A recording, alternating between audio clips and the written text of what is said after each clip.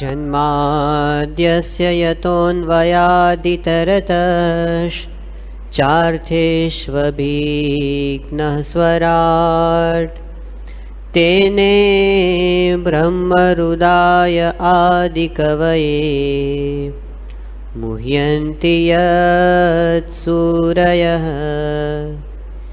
तेजो वारिमृदां यथा विनिमयो यत्र त्रिसर्गो मृषा धाम्ना स्वेन सदा निरस्तकुहकं सत्यं परं धीमहि श्रीमत्सद्गुणशालिनं चिदचिदि व्याप्तं च दिव्याकृतिं जीवेशाक्षरमुक्तकोटिसुखदं नैकावताराधिपं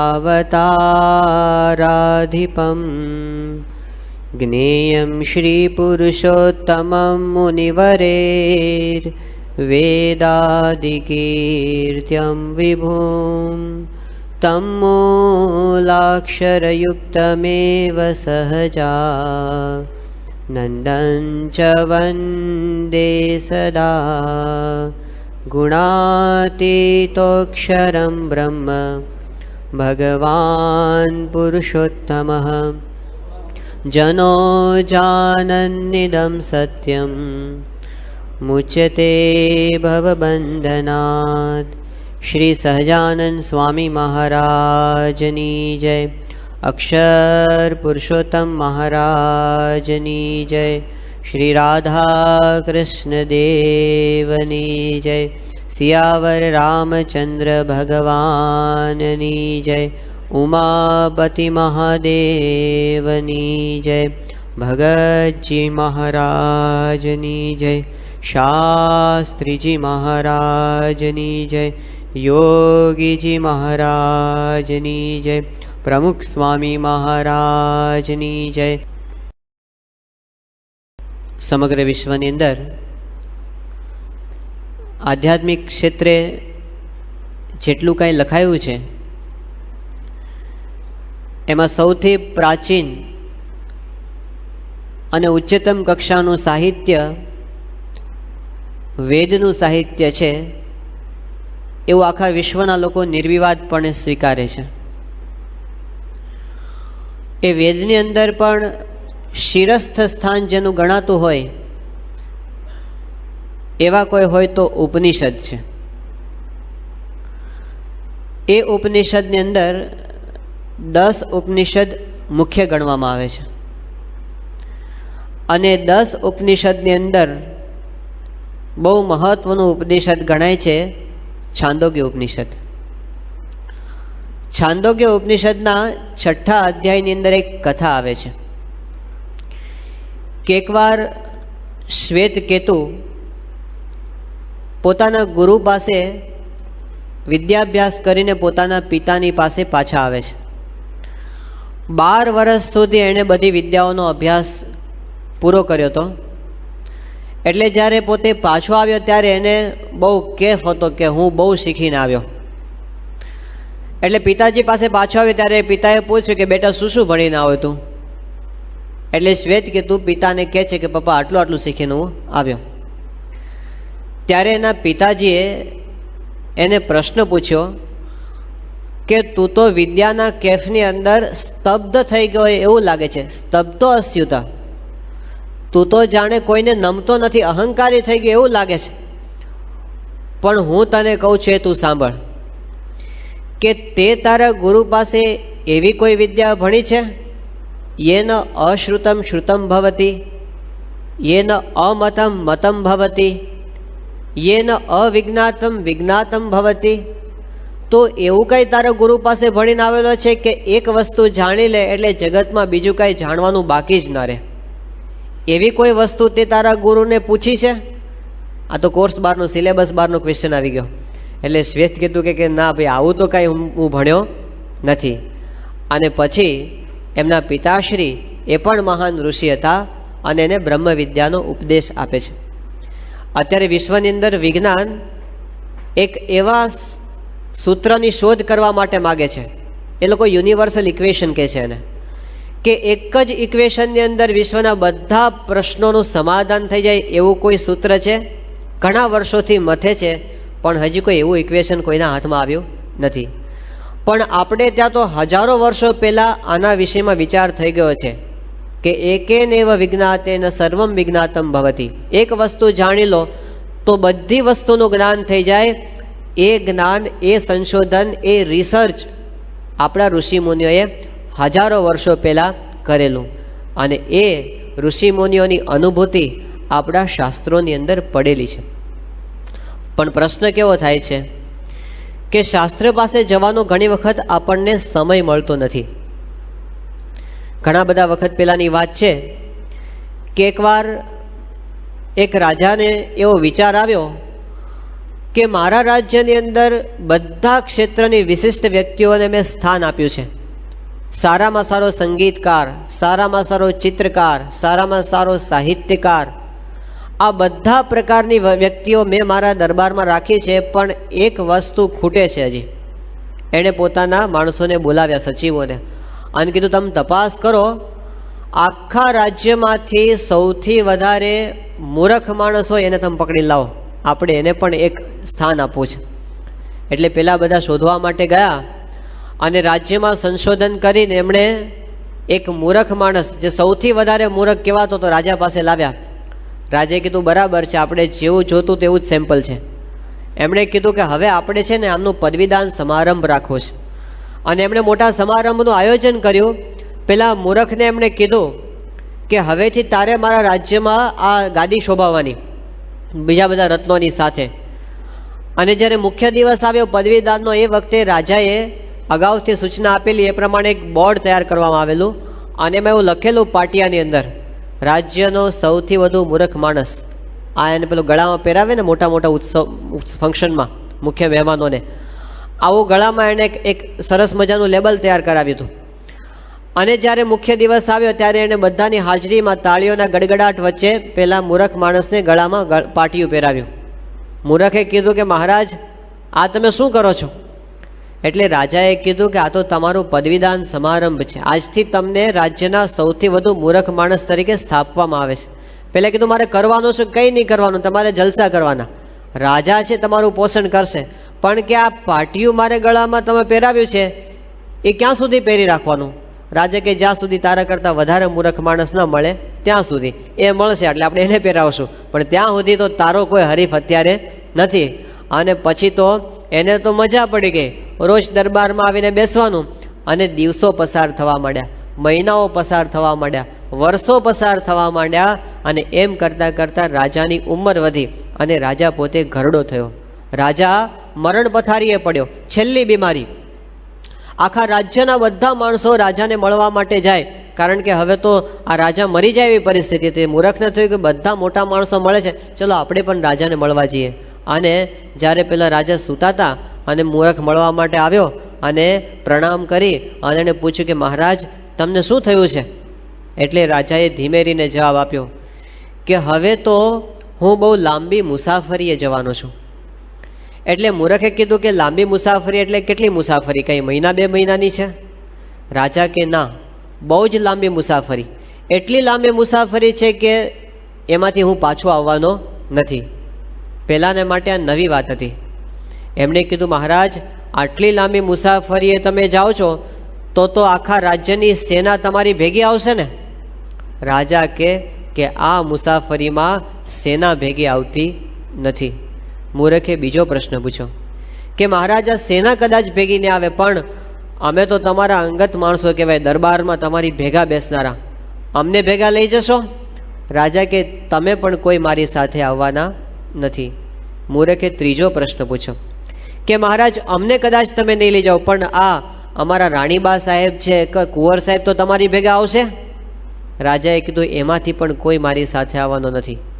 મૂર્ખને વધારે આશ્ચર્ય થયું કે મહારાજ આટલી લાંબી મુસાફરી કોઈ તમારી સાથે નહીં, સાવ એકલા જવાના, તો તમારે આની પૂર્વ તૈયારી ઘણા વર્ષોથી ચાલુ કરી દેવી પડી હશે ને? અને રાજાએ કીધું કે ના, આ મુસાફરીની મેં કોઈ પૂર્વ તૈયારી કરી નથી. અને જે આવું કીધું મૂરખે ઊભા થઈ પોતાના ગળામાંથી પાટિયું કાઢીને રાજાના ગળામાં પહેરાવી દીધું. રાજા કે શું કરે છે આ? મૂરખ કે આ તો પદવીદાન કહેવાય. તમે જ્યારે મને ગળામાં પાટિયું પહેરાવ્યું ત્યારે એવી વાત કરી હતી કે જ્યાં સુધી તારા કરતાં વધારે મૂર્ખ માણસ ન મળે ત્યાં સુધી તારે પાટિયું પહેરવાનું છે. તમે ભલે મને મૂર્ખ કહેતા હો, પણ મને એટલી તો ખબર પડે છે 2 દિવસની જાત્રાએ જવાનું તો થેપલા ભેગા બાંધી લઉં છું. રસ્તામાં શું કરવું એની પૂર્વ તૈયારી કરું છું. આટલી લાંબી મુસાફરી એની કોઈ પૂર્વ તૈયારી તમે કરી નથી. મારા કરતાં વધારે મૂર્ખ તો તમે છો. અને મૂર્ખ રાજાએ કાન પકડ્યા કે વાત તો બહુ સાચી છે કે મેં હજી સુધી આનો કોઈ વિચાર કર્યો નથી. આપણા બધા માટે પણ આ જ વાત લાગુ પડે છે. આપણે બધા જ અહીં જેટલા બેઠા છીએ એટલા અને જેટલા નથી બેઠા એટલા, એ બધા એકવાર આપણે બધાએ લાંબી મુસાફરીમાં જવાનું છે. એ હકીકત છે. આપણે બધા ટ્રાન્ઝિટમાં જ છીએ. હકીકતમાં તો આપણને કીધું કે તમે 50-60 વર્ષ અહીં રહો, આગળની મુસાફરીની પૂર્વ તૈયારી કરો. પણ આપણે છે ને અહીં વચ્ચે રહી ગયા, પણ આપણને એવું લાગ્યું આપણે અહીં જ રહેવાના છીએ. પેલા સંતો ગાય છે ને કે જીવ શાને ફરે છે ગુમાનમાં, તારે રહેવું ભાડાના મકાનમાં. ભાડાના મકાનને કોઈ રંગ રોગાન કરાવતું નથી, કોઈ નવી ટાઇલ્સ ફિટ કરાવે નહીં, કારણ કે ખાલી કરવાનું છે. પણ આ ભાડાના મકાનને આપણે માલિકીનું સમજી બેઠા કે હવે ક્યારે આપણે ખાલી કરવાનું નથી. અને એ આપણી સૌથી મોટી ભૂલ. અને એને લીધે શું થઈ ગયું? ગુણાતીતાનંદ સ્વામી એમની વાતોમાં લખ્યું કે જ્યાંથી અચાનક ઉચાળા ભરવાના છે એ ઠેકાણે આપણે રાત દિવસ મહેનત કરીએ છીએ, અને જ્યાંથી કોટી કલ્પે પણ ઉચાળા ભરવા નથી એવું ભગવાનનું ધામ, એની પ્રાપ્તિ માટે આપણને વિચાર જ નથી. આપણે એનો કોઈ દિવસ સંકલ્પ જ નથી કરતા. દાખલા તરીકે એવું કહેવામાં આવે કે આ સભા પૂરી થાય પછી આપણને બધાને દુનિયામાં સારામાં સારી ફેશન સ્ટ્રીટમાં જે કાપડ મળે છે એમાંથી બનાવેલો સારામાં સારો શર્ટ ભેટમાં આપવામાં આવશે. તો આપણે બધા ખુશ થઈ જઈએ કે વાહ. અને આ તો સેવામાં છે, ભગવાનનું પ્રસાદીનું છે, એટલે કે એમાં ના પાડવાની હોય નહીં. પણ શરત એટલી છે કે તમને દુનિયામાં સારામાં સારું કપડું છે અમે આપી દઈશું પહેરવા માટે, પણ તમારું રૂપ અમે લઈ લેશું, સૌંદર્ય લઈ લેશું. તો આપણે એવું કપડું જોતું નથી, કારણ કે લોકો સારા કપડાં હું કામ પહેરે છે? રૂપાળા દેખાવા. એવું કપડું આપણને પોસાય નહીં. પણ ધારો કે એમ કે ચલો તમને સારામાં સારું કપડું આપી દઈએ, અને રૂપ તો કોના જેવું? આમ જે ફિલ્મની અંદર સારામાં સારો એક્ટર અત્યારે કહેવાતો હોય ને એના જેવું તમને રૂપ આપી દઈએ, હવે તો વાંધો નથી ને. પણ એક શરત છે કે પેરેલિસિસ કરી દઈશું, આખી જિંદગી પથારીમાંથી ઊભા જ ના થાવ એવી બીમારી કરી દઈશું, તો આપણને પોસાય? તો એવું રૂપ આપણને જોતું નથી. એનો અર્થ શું થયો કે કપડાં કરતાં શરીરનું સૌંદર્ય વધારે અગત્યનું છે, અને શરીરના દેખાવ કરતાં આપણું સ્વાસ્થ્ય વધારે અગત્યનું છે. કારણ કે પહેલું સુખ તે જાતે નર્યા, એવી ગુજરાતીમાં કહેવત છે. પણ આપણને એમ કે ચલો તમને સારામાં સારું કપડું આપીએ, સારામાં સારું રૂપ આપી દઈએ, અને એની સાથે આમ તમને શરીર તો એવું આપી દઈએ કે જાણે કોઈ દિવસ બીમાર જ ના પડે, અને તમારે કોઈ દિવસ દવા યુવાની કોઈ દાડો ના જાય. તમે જ્યાં સુધી જીવો ત્યાં સુધી યુવાન અને યુવાન રહો, અને માઇક ટાયસન જેવા મસલ્સ થઈ જાય, એટલે તમે આમ આમ આમ ફર્સ્ટ ક્લાસ હેન્ડસમ બોડી થઈ જાય. હવે તો કાંઈ વાંધો નથી ને. પણ એક શરત છે, બુદ્ધિના 2 સ્ક્રૂ ઢીલા કરી નાખશું એટલે આપણે હસ્યા કરે, લોકો આપણને જોઈને હશે, આલ્ફા કે છે એને, પાગલ કરી દઈશું. તો એવું શરીર આપણે જોતું નથી. એનો અર્થ એમ થયો કે શરીરના સ્વાસ્થ્ય કરતાં પણ મનની સ્થિરતા, બુદ્ધિ વધારે. સ્ટીફન હોકિંગ્સ છે, બહુ સારો સાયન્ટિસ્ટ છે, અત્યારે કહેવાય છે દુનિયામાં સારામાં સારો બુદ્ધિશાળી માણસ વિજ્ઞાનના ક્ષેત્રમાં એ ગણાય છે અત્યારે. પણ કેવો છે ખબર છે ને? એ આખા શરીરે પેરેલિસિસ છે, એની હાથની આંગળીઓ સિવાય કંઈ ચલાવી શકતો નથી, છતાં પણ એના શબ્દની કિંમત થાય છે, બુદ્ધિ છે એની પાસે. પણ ધારો કે એવું કે આપણને કે તમને કપડાં આપીએ, રૂપ આપીએ, સ્વાસ્થ્ય આપીએ, અને બુદ્ધિ તો આઇન્સ્ટાઈન જેવી આપણી થઈ જાય, હવે તો વાંધો નથી ને. પણ એક શરત છે, શરીરમાંથી આત્મા કાઢી લઈશું તો શું કામનું? એનો અર્થ એ થયો કે સૌથી વધુ અગત્યની વસ્તુ શરીરમાં આત્મા છે. આપણે બધા આ શરીરને પોતાનું રૂપ માનીને બેઠા છીએ, એટલે આખી દુનિયામાં જે કાંઈ 24 કલાક પ્રયત્ન થાય છે એ શરીર માટે પ્રયત્ન થાય છે. અને શરીર માટે પ્રયત્ન થાય છે ત્યાં સુધી આત્માની જરૂરિયાત સંતોષાતી નથી. તમે સિંહની સામે તમે ખડ નિરાજ કરો, ઘાસ નિરાજ કરો, એ બિચારો ક્યાંથી થાય? એનો ખોરાક જુદો છે. એમ આત્માની સામે તમે આ દેહના વસ્તુઓ બધી ધર્યા જ કરો, આત્માને ક્યાંથી સંતોષ થાય? આત્માનો ખોરાક છે એ જુદો છે. એ કયો ખોરાક?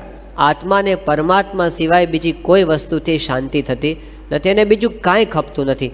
તો એ પરમાત્માની વાત ઉપનિષદની અંદર કરવામાં આવી છે. એ પરમાત્માની વાત બ્રહ્મસૂત્રોમાં કરવામાં આવી. એ પરમાત્માની વાત પુરાણોમાં કરી, મહાભારતમાં કરી, રામાયણમાં કરી, અને એ પુરાણોની વાત, એ ભગવાનની વાત જે આપણે આ ભાગવત ગ્રંથ સાંભળવાના છીએ એમાં કરવાના છીએ. પણ ભાગવતની એક બહુ મોટી વિશેષતા છે આ બધાની અંદર. એની કથા શ્રીમદ ભાગવત ગ્રંથના પ્રારંભની અંદર જ વાત આવે છે. એક વખત એવો પ્રસંગ બન્યો કે મહર્ષિ વેદવ્યાસ પોતે સરસ્વતી નદીને કિનારે બેઠા હતા. એ વખતે ત્યાં આગળ નારદજી પધાર્યા. નારદજી એવું પાત્ર છે કે દરેક જગ્યાએ હોય. એ ભાગવતમાં પણ હોય ને રામાયણમાં પણ હોય, ઉપનિષદમાં પણ હોય, અને શ્રીજી મહારાજની પાસે પણ આવે. નારદજી પોતે ચિરંજીવી છે એટલે દરેક જગ્યાએ પહોંચી જાય. વ્યાસજી પોતે ઉદાસ થઈને બેઠા હતા અને એ વખતે નારદજી ત્યાં આગળ પધાર્યા અને એમણે જોયું કે મહર્ષિ વેદવ્યાસ એ પોતે ઉદાસ કેમ બેઠા છે? કારણ કે વેદવ્યાસે તો આખી જિંદગી પરોપકાર માટે વિતાવી હતી. એમણે પોતાના સ્વાર્થ માટે કંઈ આખા જીવનમાં કામ કર્યું નથી. એ પોતે પરોપકાર માટે જીવ્યા હતા. અને વેદવ્યાસ માટે તો એવું કહેવાય છે કે એ તો ગુરુણામ ગુરુ હતા. બધા આચાર્યના આદિ આચાર્ય એટલે મહર્ષિ વેદવ્યાસ. વેદવ્યાસ માટે એવું કહેવાય છે કે પોતે કૃષ્ણ દ્વૈપાયન હતા. એ એક ભગવાનનો અવતાર હતા એવું પણ આપણે ત્યાં માનવામાં આવે છે. હવે આવા મહાન વેદવ્યાસજી એ ઉદાસ બેઠા હતા. એ જોઈને નારદજીને પ્રશ્ન થયો કે તમે કેમ આટલા ઉદાસ બેઠા છો? ત્યારે વ્યાસજીએ વાત કરી કે મને પણ એ જ પ્રશ્ન છે કે મેં કેટલા બધા સારા કાર્યો અત્યાર સુધી કર્યા છે લોકોના કલ્યાણ માટે. મેં વેદના વિભાગો કર્યા. પેલા વેદ છે બધા વિભાજિત અવસ્થામાં નહોતા, અસ્તવ્યસ્ત હતા. વ્યાસજીએ મોટું કામ કર્યું, એને વિભાજિત કર્યા અને વિષય પ્રમાણે એની વહેંચણી કરી. તો એમણે કીધું કે મેં પંડિતો માટે આ વેદના વિભાગો કર્યા અને જે જ્ઞાની પુરુષો હતા એમના માટે મેં બ્રહ્મસૂત્રોની રચના કરી અને જે સામાન્ય લોકો છે એના માટે મેં પુરાણોની રચના કરી અને મહાભારત જેવો ગ્રંથ રચ્યો. અને મહાભારત તો મેં કેવો ગ્રંથ રચ્યો છે કે યન્ન ભારતે તન્ન ભારતે, જે મહાભારતમાં નથી એ બીજે ક્યાંય નથી. યદિ હાસ્તિ તદ અન્યત્ર યન્ને હાસ્તિ ન તદ ક્વચિત, જે આમાં છે એ જ બીજે છે અને જે બીજે નથી એ મહાભારતમાં નથી. એટલે કે જે મહાભારતમાં છે આખી દુનિયાની વસ્તુ બધી એમણે આપી દીધી અંદર. હવે મેં કાંઈ બાકી રાખ્યું નથી, છતાં મને ખાલીપો લાગે છે. અંતઃકરણની અંદર સૂનું સૂનું લાગ્યા કરે છે. એનું શું કારણ છે? ત્યારે નારદજીએ જે જવાબ આપ્યો એ મહાભારત આ ભાગવતની અંદર લખવામાં આવ્યો છે અને એમાં કહે છે કે વ્યાસજી તમે અત્યાર સુધી બધા ગ્રંથો કર્યા છે એ તો બધા કેવા છે ગ્રંથો? બધા કાગડાના તીર્થ જેવા ગ્રંથો છે. આ શબ્દ ભાગવતનો છે, આપણા ઘરનો નથી. એમણે કીધું કે આ બધા ગ્રંથો તમે અત્યાર સુધી જે કાંઈ કર્યા એ બધા વાયસ તીર્થ જેવા ગ્રંથો છે. કારણ કે એની અંદર તમે ભગવાનનો મહિમા વર્ણવ્યો નથી. હવે વ્યાસજી કહે છે મેં તો ભગવાનનો મહિમા બધામાં નાખ્યો છે. મેં કાંઈ બીજા કોઈના શાસ્ત્રો નથી રચ્યા, બધા ભગવાનના જ શાસ્ત્રો રચ્યા છે. નારદજીએ કીધું બરાબર છે, તમે ભગવાનના ગ્રંથો રચ્યા હશે, પણ તમે એવા બધા જંગલો રચી દીધા છે કે ભગવાનની વાત અંદર ખોવાઈ ગઈ છે, હાથમાં આવતા બહુ વાર લાગે છે. તમે ડાયરેક્ટ નિશાન ઉપર જાય એવી ભગવાનની વાત હજી સુધી કરી નથી.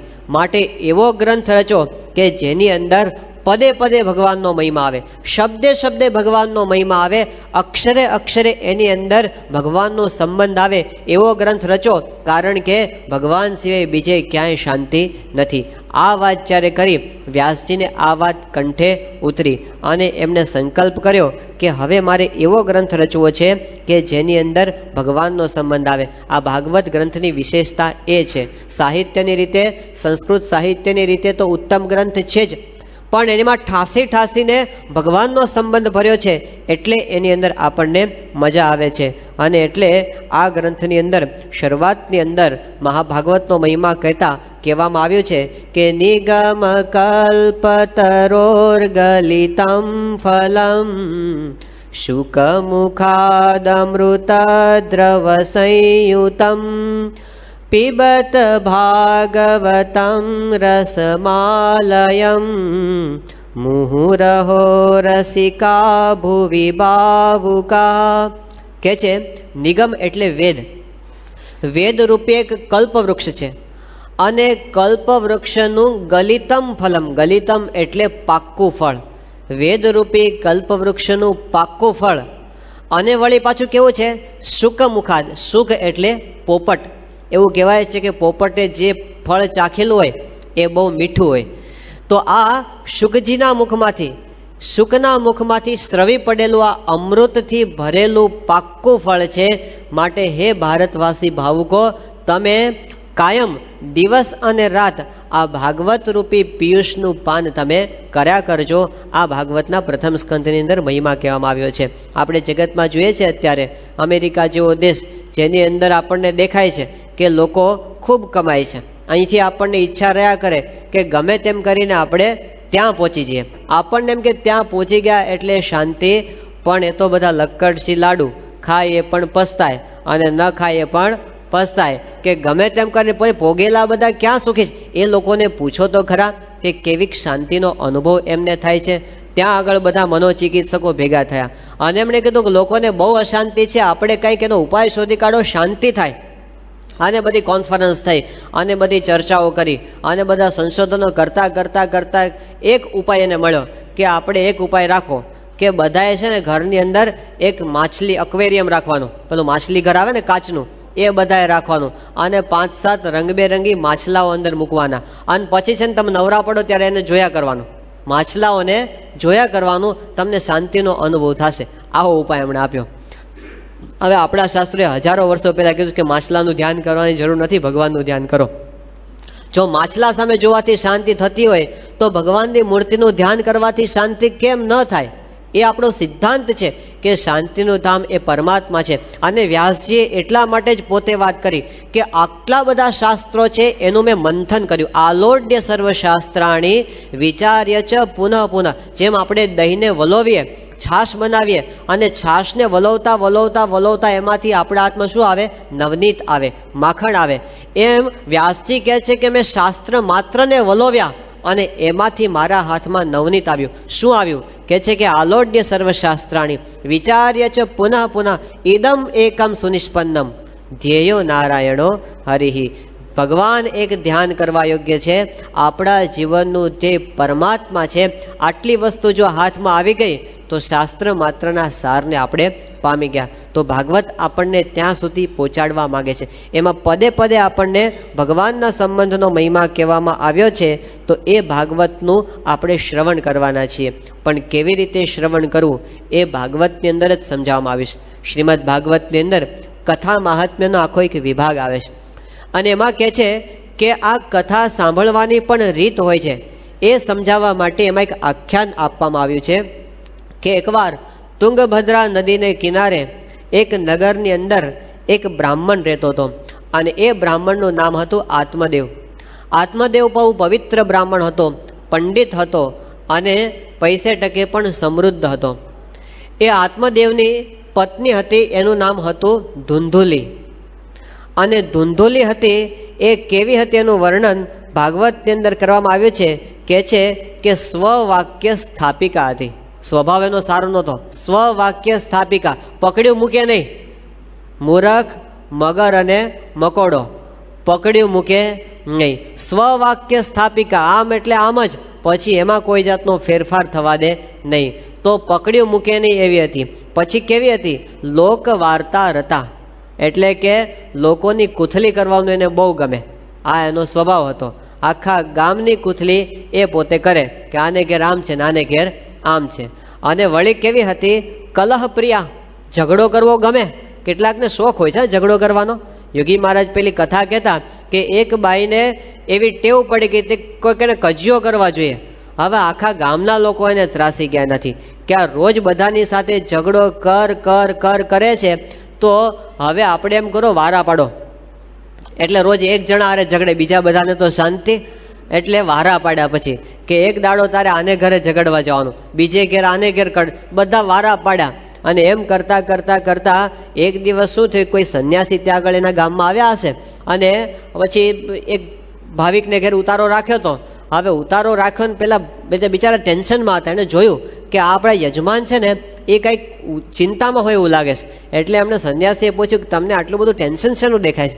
એટલે પેલાએ કીધું જવા દો ને, અમારા ગામમાં એક કજિયાળી બાઈ છે અને આજે વારો અમારો છે, એટલે હમણાં 11 વાગશે ને એટલે આવશે કજિયો કરવા માટે.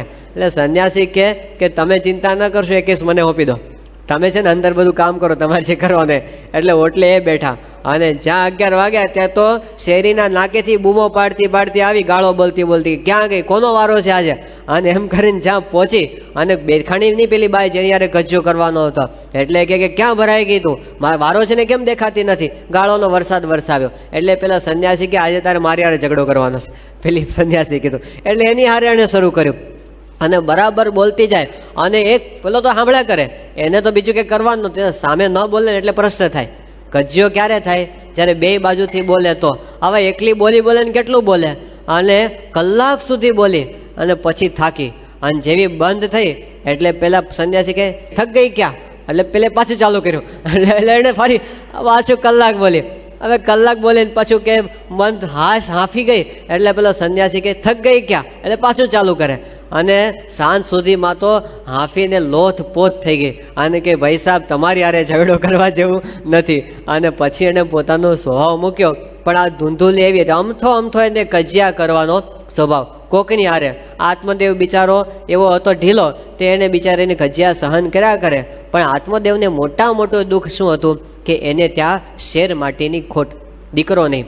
અને એને બહુ ઈચ્છા રહ્યા કરે કે કોઈક રીતે કરીને સંતાન થાય. ઘણી બધી દેવતાઓની માનતાઓ કરી, ઘણા બધા વ્રતો કર્યા, ઘણા બધા શાસ્ત્રોના અનુષ્ઠાન કર્યા, પણ કોઈ રીતે એમને ત્યાં સંતાન પ્રાપ્તિ થાય નહીં.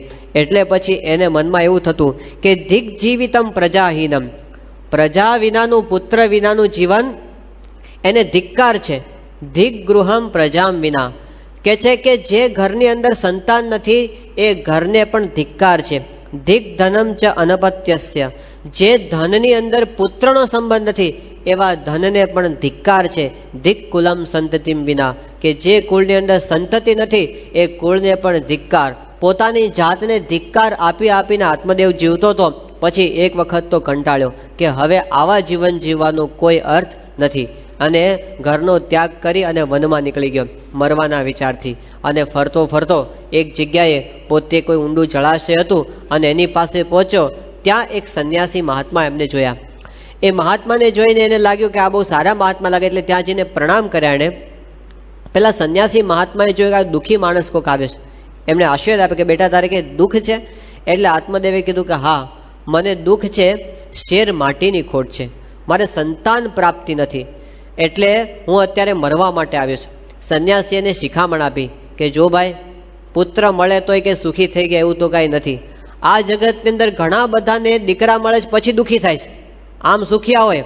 અને દીકરો જો એવો પાકે તો પછી દુઃખનો કાંઈ પાર રહેતો નથી. માટે તારી પુત્રેશના છે એનો તું ત્યાગ કરી દે, કારણ કે હું જોઉં છું કે તારા ભાગ્યની અંદર આ જન્મે તો શું, પણ 7 જન્મમાં પણ તને સંતાનની પ્રાપ્તિ થાય એવા તારા ભાગ્ય નથી. તારા કર્મની અંદર એવું લખેલું નથી, પણ પેલાની અત્યંત ઈચ્છા. એમણે તો સંન્યાસીને કીધું કે ગમે તેમ કરીને મને દીકરો થાય એવું કરો, નહીંતર હમણાં તમારી સામે આપઘાત કરું છું.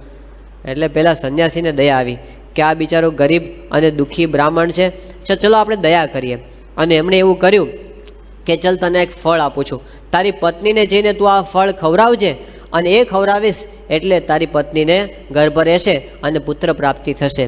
આત્મદેવ ખુશ થઈ અને પોતે ઘરે આવ્યો અને ધૂંધુલીને ફળ આપીને કીધું કે જો, એક બહુ પ્રતાપી મહાત્મા મને મળી ગયા અને આ ફળ આપી છે, ખાઈ જા, આપણે ત્યાં પુત્રની પ્રાપ્તિ થશે. પેલું ફળ ધૂંધુલીએ લઈ તો લીધું, પણ પછી એને થયું કે મારે કાંઈ દીકરો જોતો નથી, એને કાંઈ સંતાનની ઈચ્છા હતી નહીં, કારણ કે માથાકૂટ સમજતી હતી કે આ દીકરો થાય અને એની અંદર તો કેટલું બધું આપણે પોતાને સહન કરવાનું અને હરવા ફરવાનું બધું બંધ થઈ જાય, અને પછી તો ખાવા પીવામાં કેટલી જાતના બધા રિસ્ટ્રિક્શન્સ આવી જાય, અને પછી તો છોકરાને હાચવવાનો મોટો કરવાનો, આ ઉપાધિમાં મારે ક્યાં પડવું, એટલે પોતે દુઃખી થઈ ગઈ. અને એમાં એની બેન એને મળવા માટે આવી હતી, એટલે પોતાની બેન પાસે બધી વ્યથા એને ઠાલવી કે આ મારો પતિ છે અને દીકરો કર્યા કરે છે અને આ ફળ લઈ આવ્યો છે ને હવે મારે શું કરવું, મને કાંઈ ખબર પડતી નથી. એટલે એની બેને કીધું કે જો એક કામ કર, મારે ત્યાં પુત્ર પ્રાપ્તિ થવાની છે, મારો દીકરો હું તને આપી દઈશ, તારે ખોટો ઢોંગ કરવાનો કે મારે ગર્ભ રહ્યો છે અને આ તારું ફળ છે ગાયને ખવડાવી દે. આ તો સરસ ઉપાય હતો. એટલે પેલીને ગમી ગયું. આ જે ફળ હતું એ તો પોતાની ગાયને એણે ખવડાવી દીધું, અને એની પોતાની બેન હતી એને કીધું તારો દીકરો મને આપી દેજે. આ બાજુ થોડો સમય ગયો એટલે એણે ઢોંગ ચાલુ કર્યો કે મારે ત્યાં પુત્ર પ્રાપ્તિ સંતાન થવાનું છે અને ઘરની અંદર રહે. એમ કરતાં જ્યારે પૂરા દિવસો થયા અને એની બેનને ત્યાં દીકરાનો જન્મ થયો, એ દીકરો એ ધૂંધુલીને આપી ગઈ. અને પછી ધૂંધુલીએ એ જાહેર કર્યું કે મારે ત્યાં પુત્ર પ્રાપ્તિ થઈશ. અને પહેલાં તો બહુ ખુશ થઈ ગયા આત્મદેવ બ્રાહ્મણ, ચારે બાજુ ઉત્સવ કરાવ્યો અને એ દીકરાનું નામ એણે ધુંધુકારી પાડ્યું. આ બાજુ ગાયને ફળ ખવડાવ્યું હતું. તે ભગવાનનું કરવું એવું થયું કે ગાયને ત્યાં પણ માણસ જેવો દીકરો જન્મ્યો ગાય થકી. ખાલી એના કાન હતા એ ગાય જેવા, આખું શરીર માણસનું અને કાન એના ગાય જેવા. એટલે એને બીજો પુત્ર પ્રાપ્ત થયો એમ માની અને આત્મદેવ તો વધારે રાજી થયો. એ પુત્રનું નામ ગોકર્ણ પાડવામાં આવ્યું. આ ગોકર્ણ અને ધુંધુકારી એ ધીમે ધીમે મોટા થવા માંડ્યા.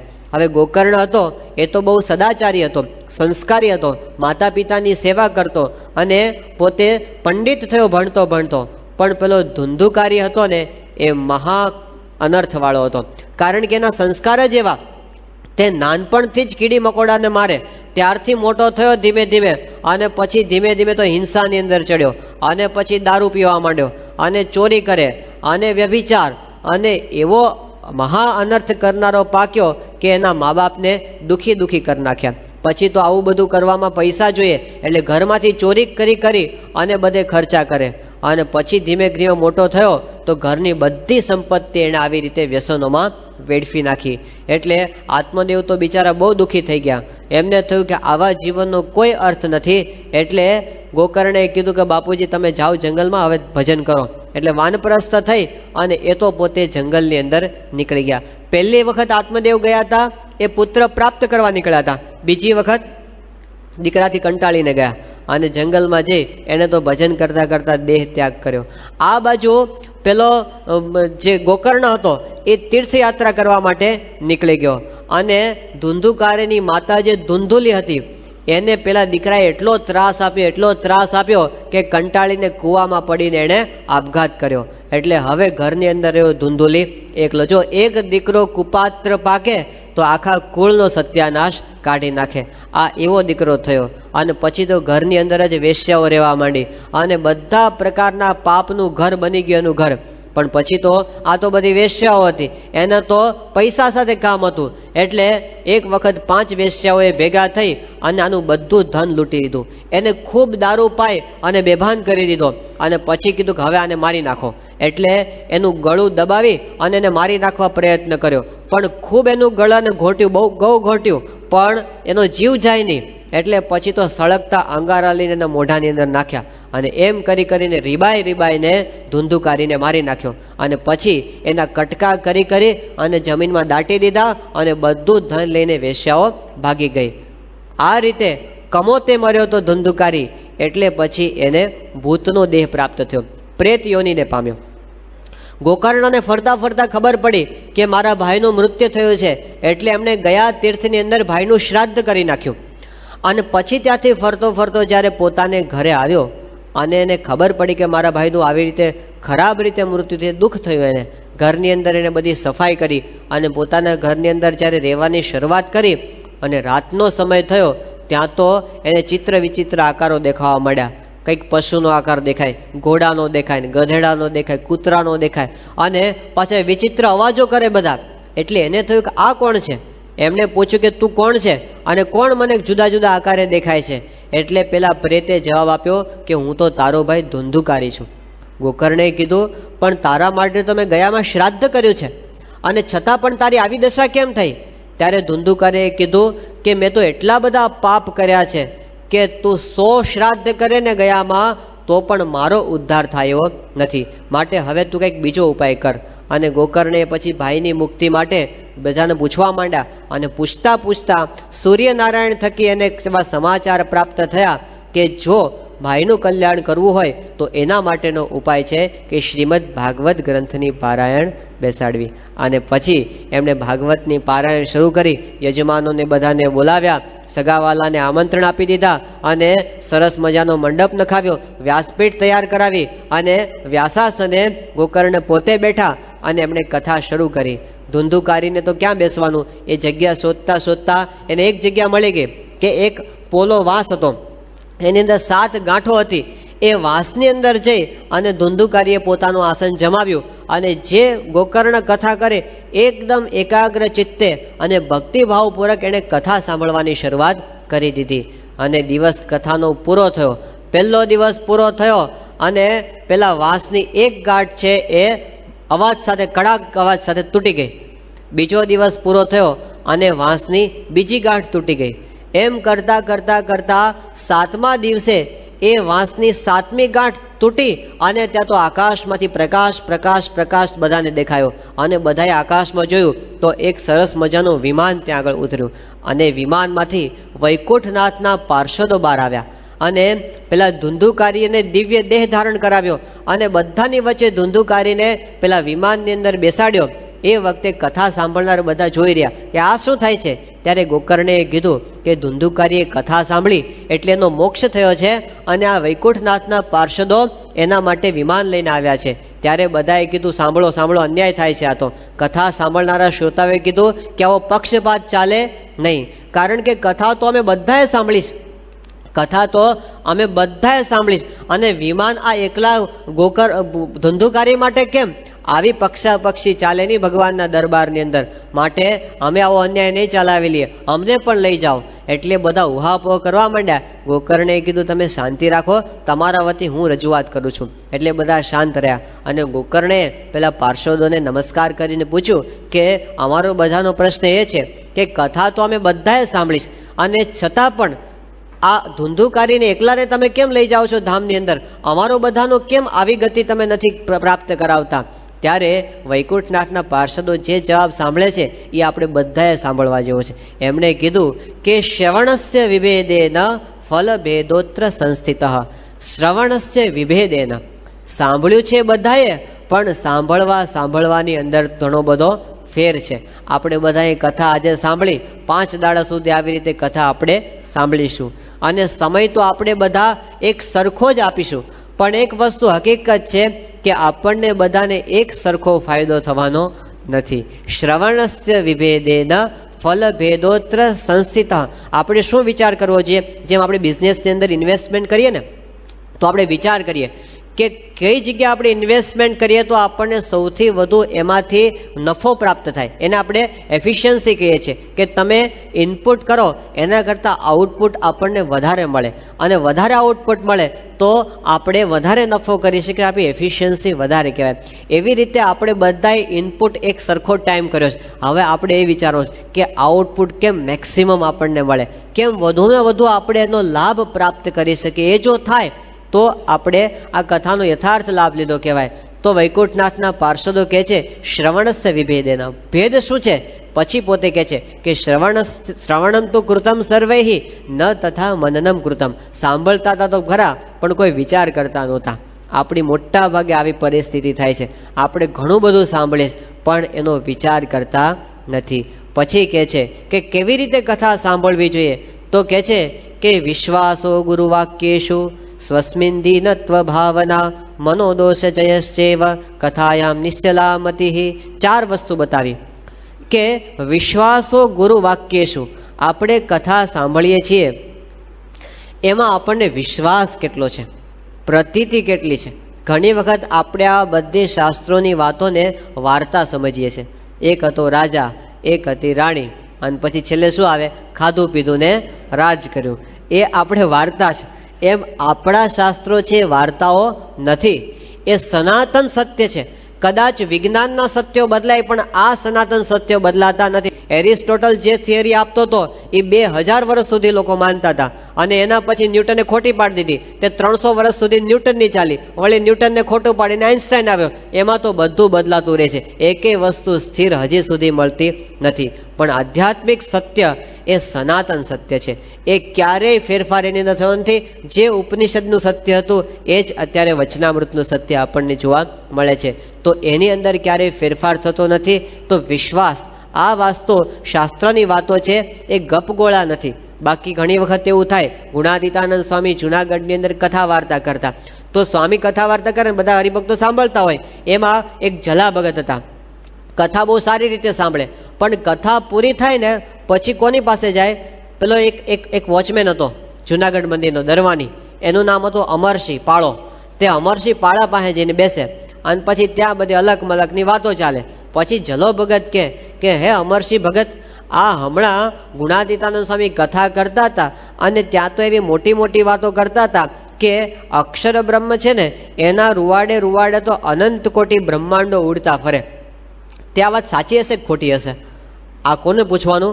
અમરસિંહ પાળાને. ગુણાતીતાનંદ સ્વામી સાચા છે કે ખોટા? એટલે અમરસિંહ પાળો કે જલા ભગત તમે સમજો ને યાર, આ તો ગુણાતીતાનંદ સ્વામી મોટા અને એના ગપ્પા મોટા. મોટા માણસના ગપ્પા નાના હોય ને એ મોટા, એટલે 3 કલાકની કથા ઉપર પાણી ફરી વળે. આપણે બધા આવું કરીએ છીએ. આપણને વિશ્વાસ એવી વ્યક્તિમાં આવી જાય. અને એક વસ્તુ તો હકીકત છે કે એક અમરસિંહ પાળો છે ને આપણી બધાની અંદર બેઠો છે. એક છે ને બહાર બેઠો હોય અને એક અમરસિંહ પાળો આપણી બધાની અંદર બેઠો છે. અને અત્યારે ઘણાને શંકા થતી છે, બોલો અત્યારે કથા વાર્તા, આ તો બધી સાત સંતોને વાત કરવી પડે, આ તો બધી ભગવાનની જ વાત કરવાની હોય ને. અત્યારે શંકા થતી હશે તો આપણા મનની અંદર પણ એક શંકાનો કીડો છે, એ હલ્યા કરે છે અને એ આપણને આ વાત અંતરમાં ઠરવા દેતો નથી. શ્રી કૃષ્ણ ભગવાને ગીતામાં એટલે કીધું કે સંશયાત્મા વિનશ્યતિ, અત્યંત સંશય કરવાનો સ્વભાવ નાશ પામી જશે આત્મા. એવું કીધું, નાશ પામશે એટલે આત્માનો તો નાશ નથી પણ કલ્યાણના માર્ગે કોઈ દિવસ ચાલી શકશે નહીં. તુલસીદાસજીએ જે રામાયણની રચના કરી છે એમાં પહેલો મંગલાચરણનો શ્લોક, સૌથી પહેલા શ્લોકની અંદર તુલસીદાસજી શું કહે છે કે ભવાની શંકરો વંદે શ્રદ્ધા વિશ્વાસ રૂપિણો યાભ્યામ વિના ન પશ્યંતિ સિદ્ધાહ સ્વાંતહસ્તમ ઈશ્વરમ. એ કહે છે કે ભવાની અને શંકરને હું પ્રણામ કરું છું. એ કેવા છે?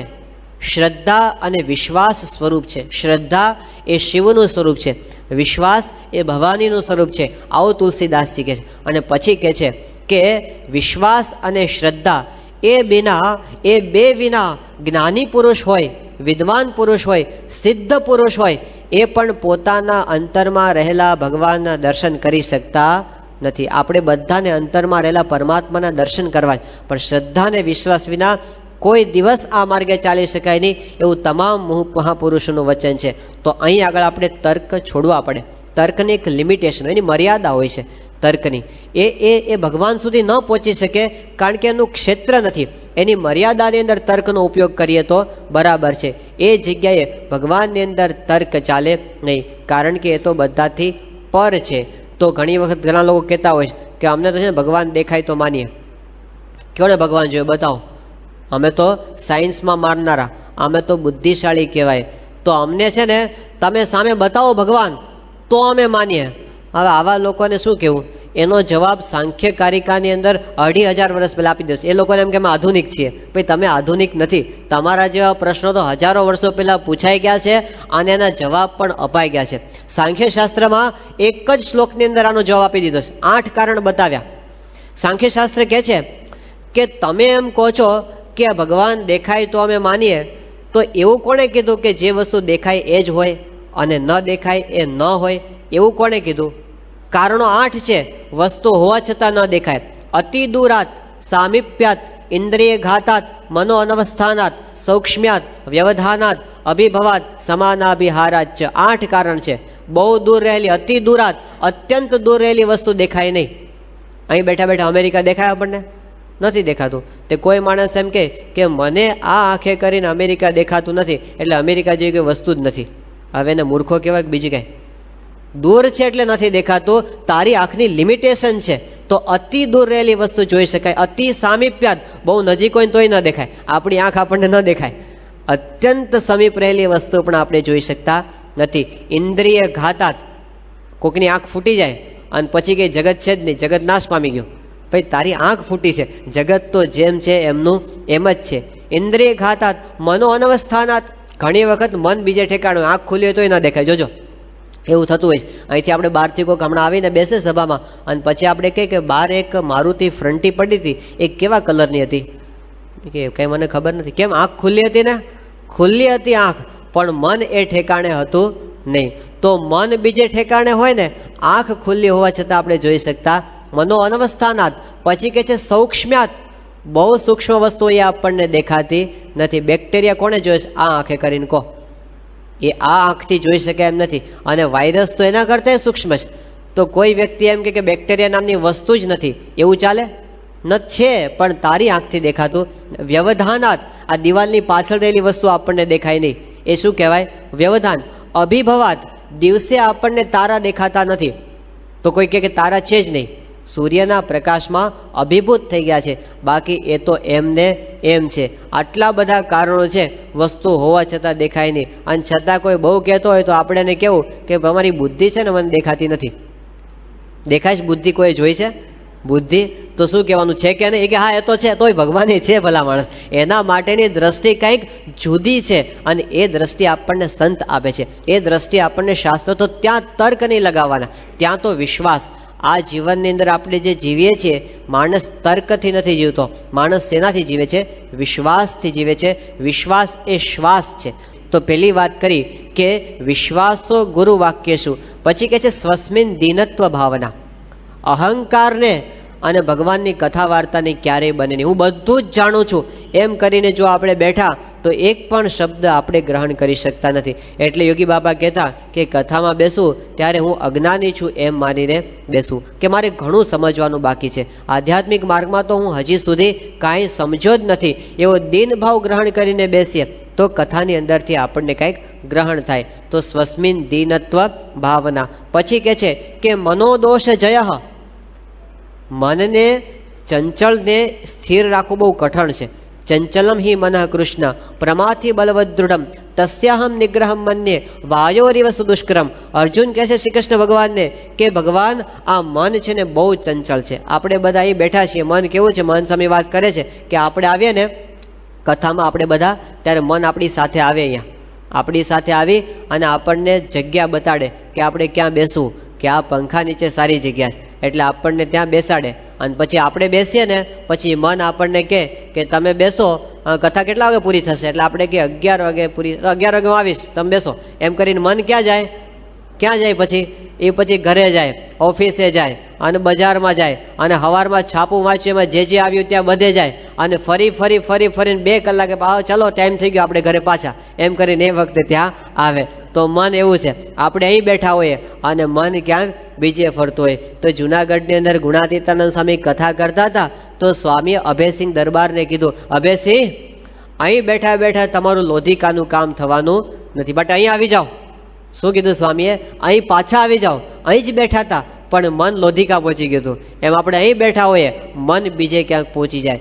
તો મનને આપણે કથામાં જોડવા માટેનો જાગૃતિપૂર્વક પ્રયત્ન કરવો, કે હું સાંભળું છું ને, ફરી આપણે યાદ દેવરાવું કે હું સાંભળું છે ને, બીજે તો ક્યાંય જતો નથી રહ્યો ને. તો મનોદોષ જયહમ, મનને સ્થિર કરી અને ભગવાનની અંદર જોડવું એ બહુ અગત્યનું છે. અને કથાયામ નિશ્ચલા મતિ, સ્થિર મતિ કરીને બેસવું. તો આવી રીતે કથા સાંભળવી. શ્રીજી મહારાજે વચનામૃતની અંદર વાત કરી છે, કાર્યાણીનું 12મું. સ્વામિનારાયણ ભગવાન કહે છે કે વિશ્વાસ રાખીને પ્રીતિએ સહિત મનને સ્થિર, વિશ્વાસ રાખીને પ્રીતિએ સહિત ભગવાનની વાત સાંભળવી, એનાથી વધારે મનને સ્થિર કરવાનું અને નિર્વિષય કરવાનું કોઈ મોટું સાધન નથી.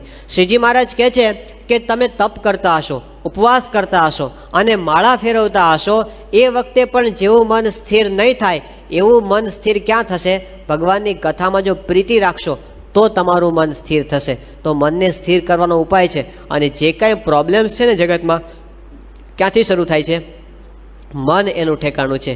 જગતમાં પ્રશ્ન માત્રનું ઠેકાણું મન છે. હમણાં થોડા સમય પહેલાં એવો પ્રસંગ બન્યો કે એક માણસે અમેરિકાની અંદર છેક કેલિફોર્નિયાથી તે ન્યુયોર્ક સુધી આખા અમેરિકાને દોડતા દોડતા ક્રોસ કર્યો. આ બહુ મોટું કામ કહેવાય કે બે છેડા કેટલા હજારો માઇલ થાય અને એ પોતે દોડતા દોડતા બહુ એની પ્રસિદ્ધિ થઈ અને એને ઘણા બધા ઇન્ટરવ્યૂ ને પેલા મીડિયાવાળા બધા કે આ માણસે આટલું મોટું કામ કર્યું. અને પછી જ્યારે પોતે દોડીને પહોંચ્યો અને પેલા ઇન્ટરવ્યૂ લેનારે પહેલો પ્રશ્ન પૂછ્યો કે તમે આખું અમેરિકા આમ ચાલતા ચાલતા ક્રોસ દોડતા દોડતા ક્રોસ કર્યું તો તમને ઘણા બધા વિઘ્નો આવ્યા હશે, કારણ કે વચ્ચે પર્વતો આવે, વચ્ચે પછી અમુક રણ પ્રદેશ પણ આવે છે, વચ્ચે કેટલીક નદીઓ આવે, કેટલીક ઊંડી ઊંડી ખીણો આવે, કેટલાક જંગલો આવે, તો તમને સૌથી વધારે મોટું વિઘ્ન કયું નડ્યું આ રસ્તાની અંદર? ત્યારે પેલા માણસે જવાબ આપ્યો કે સૌથી મોટું વિઘ્ન શું હતું? The sand in my shoes. મારા જોડાની અંદર રહેલી રેતી મને જેટલી નડી છે એવું બીજું બહારનું કાંઈ મને નડ્યું નથી. શું નડ્યું છે? The sand in my shoes. જે નડે છે ને અંદરનું વધારે નડે છે, બહારનું બહુ ઝાઝું નડતું નથી. તો મુખ્ય નડનારી વસ્તુ એ તો આપણી અંદર પડેલી છે. પેટમાં પથરીનો દુખાવો ચાલુ થયો હોય અને પછી એને તમે બહાર ગમે એટલા ઉપચાર કરો, સારામાં સારા કપડાં પહેરાવો, પણ એને સુખાવીને કે આઈસ્ક્રીમ ખા, દુનિયાનો મોંઘા મોંઘો, એ ખાઈ શકે? મને પ્રોબ્લેમ અંદર છે. તમે અંદર કંઈક સુધારો. આંખમાં કણું વાગ્યું હોય અને પછી તમે લાખ રૂપિયાના પલંગમાં એને સુરાવો, એને ઊંઘ આવે? કે ભાઈ તારું મારું કણું કાઢ તો હું જમીન પર હોઈ જઈશ. મને નડે છે એ તો અંદર નડે છે. પગની અંદર કાંટો વાગ્યો હોય અને પછી તમે 10 લાખ રૂપિયાના બૂટ પહેરાવો અને પછી કે હવે ચાલતું, શું કરે? એ ચાલી કેવી રીતે શકે? કે મારે સારા બૂટની જરૂર નથી, મને પેલા પગમાં કાંટો પડ્યો છે એ તમે કાઢો. એમ આપણા બધાના મનની અંદર એક કાંટો પડેલો છે. એ અહંકારનો કાંટો છે, એ મમત્વનો કાંટો છે. એ આપણને અશાંતિ કરાવે છે. એટલે 12 પદાર્થો વધે ને તો પણ શાંતિનો અનુભવ થાય નહીં. તો એ ટાળવા માટેનું કામ એ આ કથા વાર્તા કરે છે. કેટલો બધો મોટો મહિમા કહેવાય. આવી દવા જગતની અંદર બીજી છે જ નહીં. આવી કોઈ ઔષધિ હજી સુધી કોઈએ શોધી નથી. એ ઔષધિ આપણને કથા વાર્તા આપે છે, એનાથી મન સ્થિર થાય છે, શાંત થાય છે અને એમાંથી આપણને સુખનો અનુભવ થાય છે. આટલું શ્રીમદ ભાગવત મહાત્મ્યની અંદર કહી અને પછી ગ્રંથનો પ્રારંભ કરવામાં આવે છે. તો પહેલા સ્કંદની અંદર શરૂઆતમાં જે આ ગ્રંથના મુખ્ય શ્રોતા છે એની આખ્યાન આવે છે. ભાગવતના મુખ્ય શ્રોતા કોણ છે? પરીક્ષિત રાજા. પરીક્ષિત રાજા આપણે જાણીએ છીએ એ પ્રમાણે કે પાંડવ કુળનું રત્ન હતા. જ્યારે બધા જ પાંડવો એના સંતાનોને મારી નાખવામાં આવ્યા ત્યારે છેલ્લું એક સંતાન અભિમન્યુની પત્ની ઉત્તરાના ગર્ભની અંદર રહેલું હતું. અશ્વત્થામાએ એના ઉપર પણ બ્રહ્માસ્ત્રનો પ્રહાર કર્યો અને જ્યારે ગર્ભ ઉપર એ અશ્વત્થામાનો અસ્ત્ર આવવા માંડ્યો એ વખતે ઉત્તરાએ શ્રી કૃષ્ણ ભગવાનને પ્રાર્થના કરી કે પ્રભુ, આ પાંડવ કુળનું છેલ્લો દીપક છે અને એ અત્યારે બુઝાઈ જવા માટે આવ્યો છે. ત્યારે કૃષ્ણ ભગવાને એની રક્ષા કરી અને એના આખા ગર્ભને આવરણ કરી દીધું પોતાના તેજથી. અને એવી રીતે 10 મહિના સુધી એણે આ પરીક્ષિતની ગર્ભમાં રક્ષા કરી. ત્યારે પરીક્ષિત પોતે જ્યારે જન્મ થયો ત્યારે પોતે પોતાની રક્ષા કરનાર પુરુષને શોધવા માંડ્યો. કારણ કે અંગુષ્ઠ માત્ર પુરુષને દેખતો હતો કે કોક મારી રક્ષા કરે છે, કોણ કરે છે એને ખબર નહોતી. પણ જન્મ થતા વેદ એ સ્વરૂપ અદૃશ્ય થઈ ગયું. એટલે પરીક્ષિત ચારે બાજુ જોવા માંડ્યો. પરિતઃ ઈક્ષતે, ચારે બાજુ જોવા માંડ્યો એટલે એનું નામ શું પડ્યું? પરીક્ષિત. એટલે એનું નામ પરીક્ષિત પાડવામાં આવ્યું. એ પરીક્ષિત પોતે સંસ્કારી તો હતો જ, રોયલ ફેમિલીનો હતો અને કૃષ્ણ ભગવાનના આશીર્વાદ હતા એટલે બહુ ધાર્મિક વૃત્તિનો હતો. ધીમે ધીમે પોતે મોટો થયો, ચક્રવર્તી રાજા થયો અને પછી એને ગંગાને કિનારે મોટા અશ્વમેધ યજ્ઞનું આયોજન કર્યું અને ત્યાર પછી પોતે દિગ્વિજય કરવા માટે નીકળ્યો. આખી પૃથ્વી પર પરીક્ષિતના પ્રતાપની આણ વર્તતી હતી. અને એ વખતે એકવાર એવો પ્રસંગ બન્યો કે પોતે જ્યારે પોતાના રાજ્યમાંથી પસાર થતો હતો ત્યાં એક વિચિત્ર દ્રશ્ય જોયું. કેવું દ્રશ્ય જોયું? તો એક બળદ ઊભો હતો અને એની બાજુમાં એક ગાય ઊભી હતી. એ ગાયની આંખોમાંથી અશ્રુની ધારા વહી રહી હતી. જે બળદ ઊભો હતો એને એક કાળા વસ્ત્રવાળો શુદ્ર પુરુષ નિર્દય થઈને દંડા ફટકારતો હતો. એ બળદના 3 પગ પેલા માણસે તોડી નાખ્યા હતા. એટલે પેલો બળદ બિચારો એક પગ ઉપર ડગમગ ડગમગ થતો ઊભો હતો અને જે પેલો કાળા વસ્ત્રવાળો શુદ્ર પુરુષ જેણે રાજચિહ્ન ધારણ કરેલા એ પોતે આ બળદનો એક પગ તોડી નાખવા માટે તત્પર હતો. અને પેલી ગાય હતી એ વિનંતી કરતી હતી પણ પેલો કાળો પુરુષ એનું માનતો નહોતો. હવે આવું ભયંકર દ્રશ્ય જોયું એટલે પરીક્ષિત રાજા છે એ પોતે ગુસ્સે થઈ ગયા. કે મારા રાજ્યની અંદર આ ગાય ઉપર અને બળદ ઉપર, આવા મૂંગા પશુ ઉપર આવો અત્યાચાર થાય છે, હમણાં એને બતાવી દઉં છું. અને પોતે ત્યાં જઈને ગર્જના કરી પેલો માણસ એ સ્થિર થઈ ગયો. ત્યારે પરીક્ષિતે પૂછ્યું કે આ શું છે બધું? એણે પેલી ગાયને પૂછ્યું કે તું કોણ છે, આ બળદ કોણ છે, આના માણસ કોણ છે? અને ત્યારે તપાસ કરતા એને ખબર પડી કે આ બળદ છે ને એ ધર્મ છે. પેલી ગાય હતી એ પોતે પૃથ્વી છે, અને પેલો કાળા વસ્ત્રવાળો શુદ્ર પુરુષ જે રાજચિહ્ન ધારણ કરીને નિર્દયપણે ફટકારતો હતો એ છે કળિયુગ. આ કળિયુગે બળદના 3 પગ તોડી નાખ્યા હતા. ધર્મના 4 પગ કહેવામાં આવે છે. એક છે સત્ય, બીજું દયા, ત્રીજું તપ અને ચોથું છે પવિત્રતા. આ 4 પગમાંથી 3 પગ તો પેલા માણસે એના તોડી નાખ્યા હતા કળિયુગે, અને ચોથો પગ તોડવા માટે તત્પર હતો. એટલે આ એકદમ ગુસ્સે થઈને પરીક્ષિતે તીર ચડાવ્યું અને કળિયુગને કહે કે હમણાં તને મારી નાખું છું. કળિયુગને ખબર પડી કે આમાં તો કંઈ જીવાય એવું છે નહીં, એટલે તરત હાથ જોડી અને પરીક્ષિતના પગ પકડી લીધા કે હું તો તમારી શરણે આવ્યો છું. અને ક્ષત્રિય રાજાઓનો નિયમ છે કે શરણાગતનો વધ કોઈ દિવસ કરાય નહીં. એટલે પરીક્ષિતે એનો વધ તો ન કર્યો, પણ કીધું કે તું તત્કાળ મારા રાજ્યમાંથી બહાર નીકળી જા. ત્યારે પેલા કળિયુગે કીધું કે તમે તો આખી પૃથ્વીના ચક્રવર્તી રાજા છો, અને તમારા રાજ્ય છોડીને મારે જવું ક્યાં? બીજી કોઈ જગ્યા જ બાકી નથી રહેતી. તો મને છે ને તમે સ્થાન આપો ત્યાં હું રહી શકું. ત્યારે પેલા પરીક્ષિતે કીધું કે હું તને કહું ત્યાં તારે રહેવાનું, તારી રીતે કોઈ જગ્યાએ રહેવાનું નહીં. કઈ જગ્યા? પરીક્ષિતે એને 4 સ્થાન આપ્યા. પહેલું સ્થાન કે જે જગ્યાએ જુગાર રમાતો હોય ત્યાં સુધી ત્યાં તને રહેવાની છૂટ છે. બીજું સ્થાન આપ્યું કે જે જગ્યાએ સુરાપાન થતું હોય, દારૂ પીવાતો હોય ત્યાં તને રહેવાની છૂટ છે. ત્રીજું સ્થાન તારા માટે છે કે જ્યાં વ્યભિચાર થતો હોય ત્યાં જઈને તું રહેજે. અને ચોથું સ્થાન કે જ્યાં હિંસા થતી હોય ત્યાં તને રહેવાની છૂટ છે. આ 4 સ્થાન એમને આપ્યા. એટલે પેલા કળિયુગે તો કીધું કે મહારાજ મારો પરિવાર તો બહુ મોટો છે, આ 4 રૂમવાળો જે ફ્લેટ છે ને મને બહુ નાનો પડશે, હજી થોડી જગ્યા વધારી આપો, હજી થોડીક જગ્યા છે મને વધારે આપો. એટલે પરીક્ષિતે ઉદાર થઈને કીધું કે જ્યાં અતિશય સુવર્ણ ભેગું થાય ને ત્યાં તને રહેવાની છૂટ છે. આ 5 જગ્યા કળિયુગને પ્રાપ્ત થઈ, અને ત્યારથી કળિયુગ આ 5 જગ્યાએ રહે છે. એક તો જુગાર રમાતો હોય ત્યાં રહે છે, જ્યાં દારૂ પીવાતો હોય ત્યાં રહે છે, જ્યાં વ્યભિચાર થતો હોય ત્યાં રહે, હિંસા થતી હોય ત્યાં, જ્યાં બહુ ધન એકઠું થાય ત્યાં આગળ કળિયુગ વગર આમંત્રણે આવીને ઊભો રહી જાય છે. એટલે આપણે શું કરવાનું છે? આ સ્થાનને ઓળખવા કે આ કલીના સ્થાન છે. જુગાર વિશે આપણે જાણીએ, છેક મહાભારત વખતથી આપણે ઇતિહાસ જાણતા આવે કે જુગાર રમનારો હજી સુધી કોઈ સુખી થયો નથી. પણ માણસની એક નબળાઈ છે કે ઇતિહાસમાંથી આપણે એ શીખવાનું છે કે માણસ હજી સુધી ઇતિહાસમાંથી કાંઈ શીખ્યો નથી. હજી સુધી એ જુએ છે કે આગળવાળો માણસ દુઃખી થયો, છતાં પણ એને થઈ ચલો આપણે હજી થોડુંક લગાવી લઈએ, કદાચ ટ્રાય કરીએ, આપણું કામ થઈ જાય. પણ જુગારનો પૈસો એ કોઈ દિવસ કોઈને સુખી કરતો નથી. એકવાર સંતોએ સભામાં વાત કરી કે જુગાર રમીને કોઈ સુખી થયો નથી. કોઈ જુગાર રમીને પૈસા કમાણો તો બોલો અહીંયા. એને હાથ ઊંચા કરાવ્યા કે જુગાર રમીને કોઈ કરોડપતિ લાખપતિ થયો છે આમાંથી? કોઈ હાથ ઊંચો કરો. અને એક જણે કર્યો ઊંચો, એક જણે હાથ ઊંચો કર્યો, એ તું જુગાર રમીને કરોડપતિ થઈ ગયો? હા, હું જુગારમાંથી જ થયો. એ કેવી રીતે થયો? કે હું જુગારખાનું ચલાવું છું. હવે એ તો લૂંટવા માટે જ બેઠો છે, એનું તો ચાલે જ ને બધું. એટલે આમાં કોણ કમાય છે? જુગારખાનું કરાવનાર, ચલાવનાર. પણ એ પૈસો પણ અનિતિનો પૈસો. સ્વામી શ્રી કહે છે પ્રમુખ સાહેબ મહારાજ કે એ પૈસો મહેનત વગરનો પૈસો, પુરુષાર્થ વગરનો પૈસો એ આપણને ક્યારે સુખ અને શાંતિની નિદ્રા આપી શકતો નથી. એ આપણને લાગે કે જાજુ ભેગું થયું, પણ યોગી બાબા ઘણી વખત વાત કરતા કે શેઠ બહુ મોટા દેખાય અને આમ એર કન્ડિશન ગાડીમાં બેઠા હોય પણ અંદર હોટ કન્ડિશન હોય, અંદર સખત હોટ કન્ડિશન.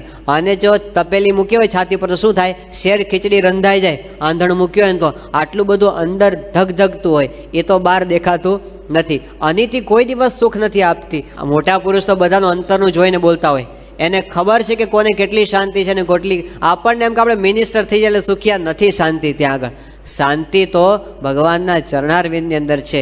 કા સુખ હરિ કે ચરણ મેં, કા સંતન કે માય. એટલે જેટલું મળ્યું એનાથી સંતોષ પ્રાપ્ત કરવો.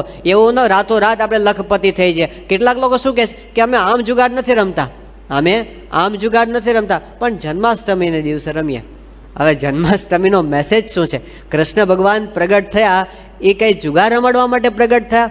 આપણે સમજ્યા જ નથી આપણા ઉત્સવોના મર્મને, અને પછી આપણે એનાથી ઊંધા ચાલીએ અને પછી આપણે સામે હાલીને દુઃખ ભોરી લઈએ. એવા પ્રસંગો આજની તારીખે બને છે. ચરોતરના એક પટેલનો પ્રસંગ છે, બધી 400 વીઘા ચરોતરની જમીન, અને પોતે જુગારમાં હારી ગયા, અને છેલ્લી અવસ્થા પોતે વડોદરાની અંદર પેલી ચાની લારી ઉપર વાસણ ઉટકતા ઉટકતા એણે જિંદગી ઘસીને પૂરી કરી.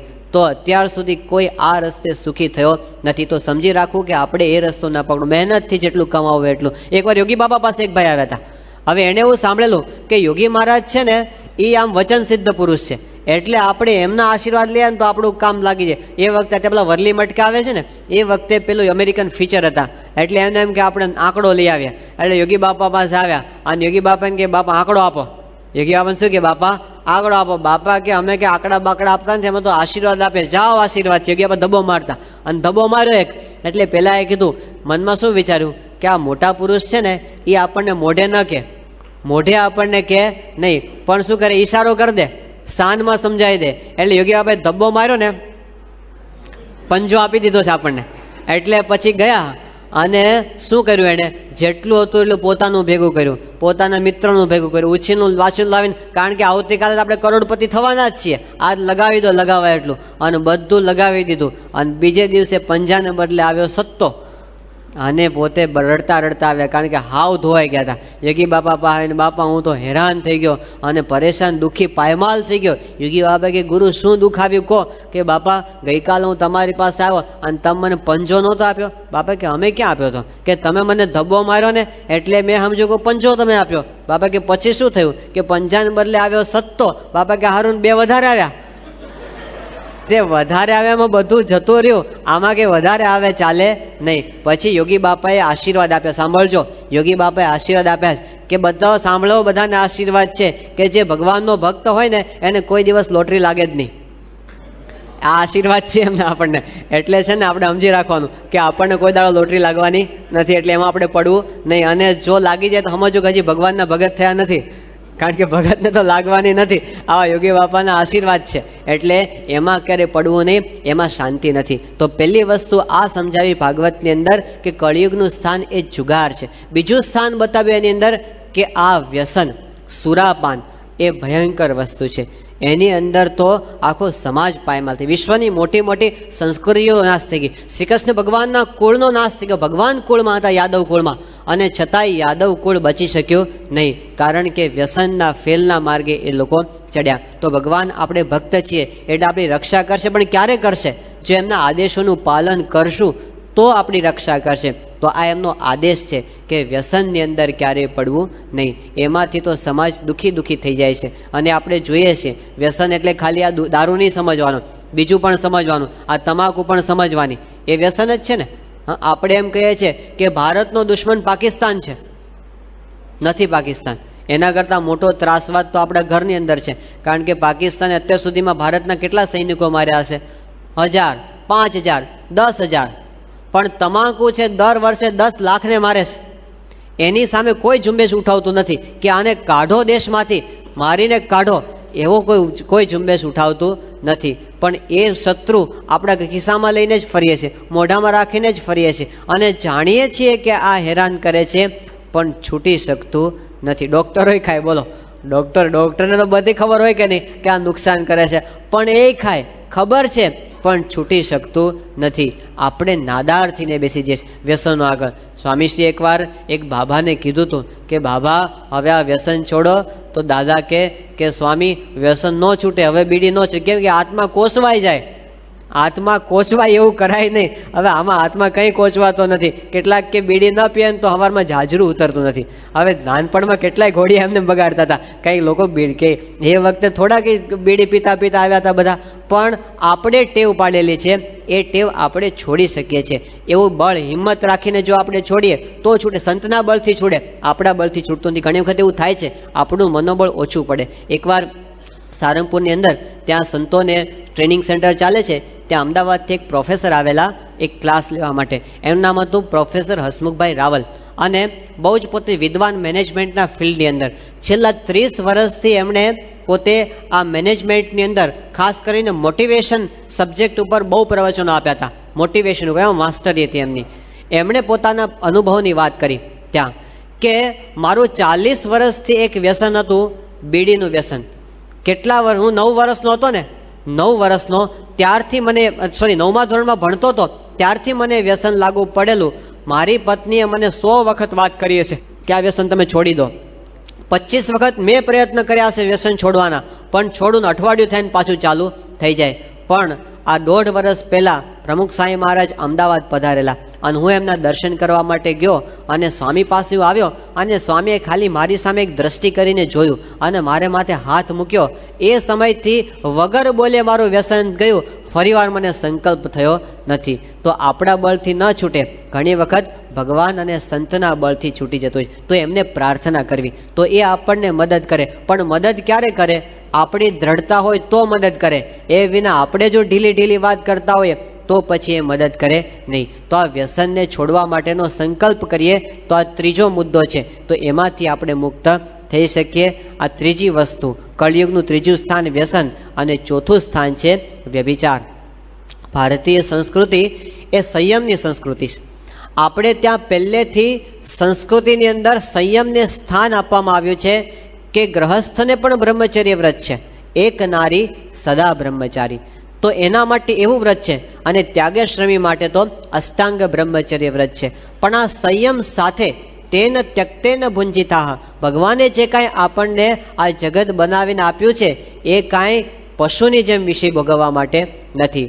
તો વ્યભિચાર છે એ અનર્થનું મૂળ છે. આ વાત આજથી હજારો વર્ષો પહેલાં ભાગવતમાં કહેવાઈ ગઈ છે. આજે અમેરિકાના લોકો કાન પકડીને આ વાત સ્વીકારતા થયા, કારણ કે એમને એઇડ્સ નામના એક રાજરોગની ભેટ પ્રાપ્ત થઈ છે. કૂદકે ને ભૂસકે વધતો જાય છે. 1981ની સાલમાં પહેલો વહેલો એઇડ્સનો દર્દી પ્રાપ્ત થયો હતો. પણ અત્યાર સુધીમાં આપણે જોઈએ છે કે કેટલા બધા લોકો, કરોડો લોકો આ એઇડ્સથી પોતે દુઃખી થવા માંડ્યા છે.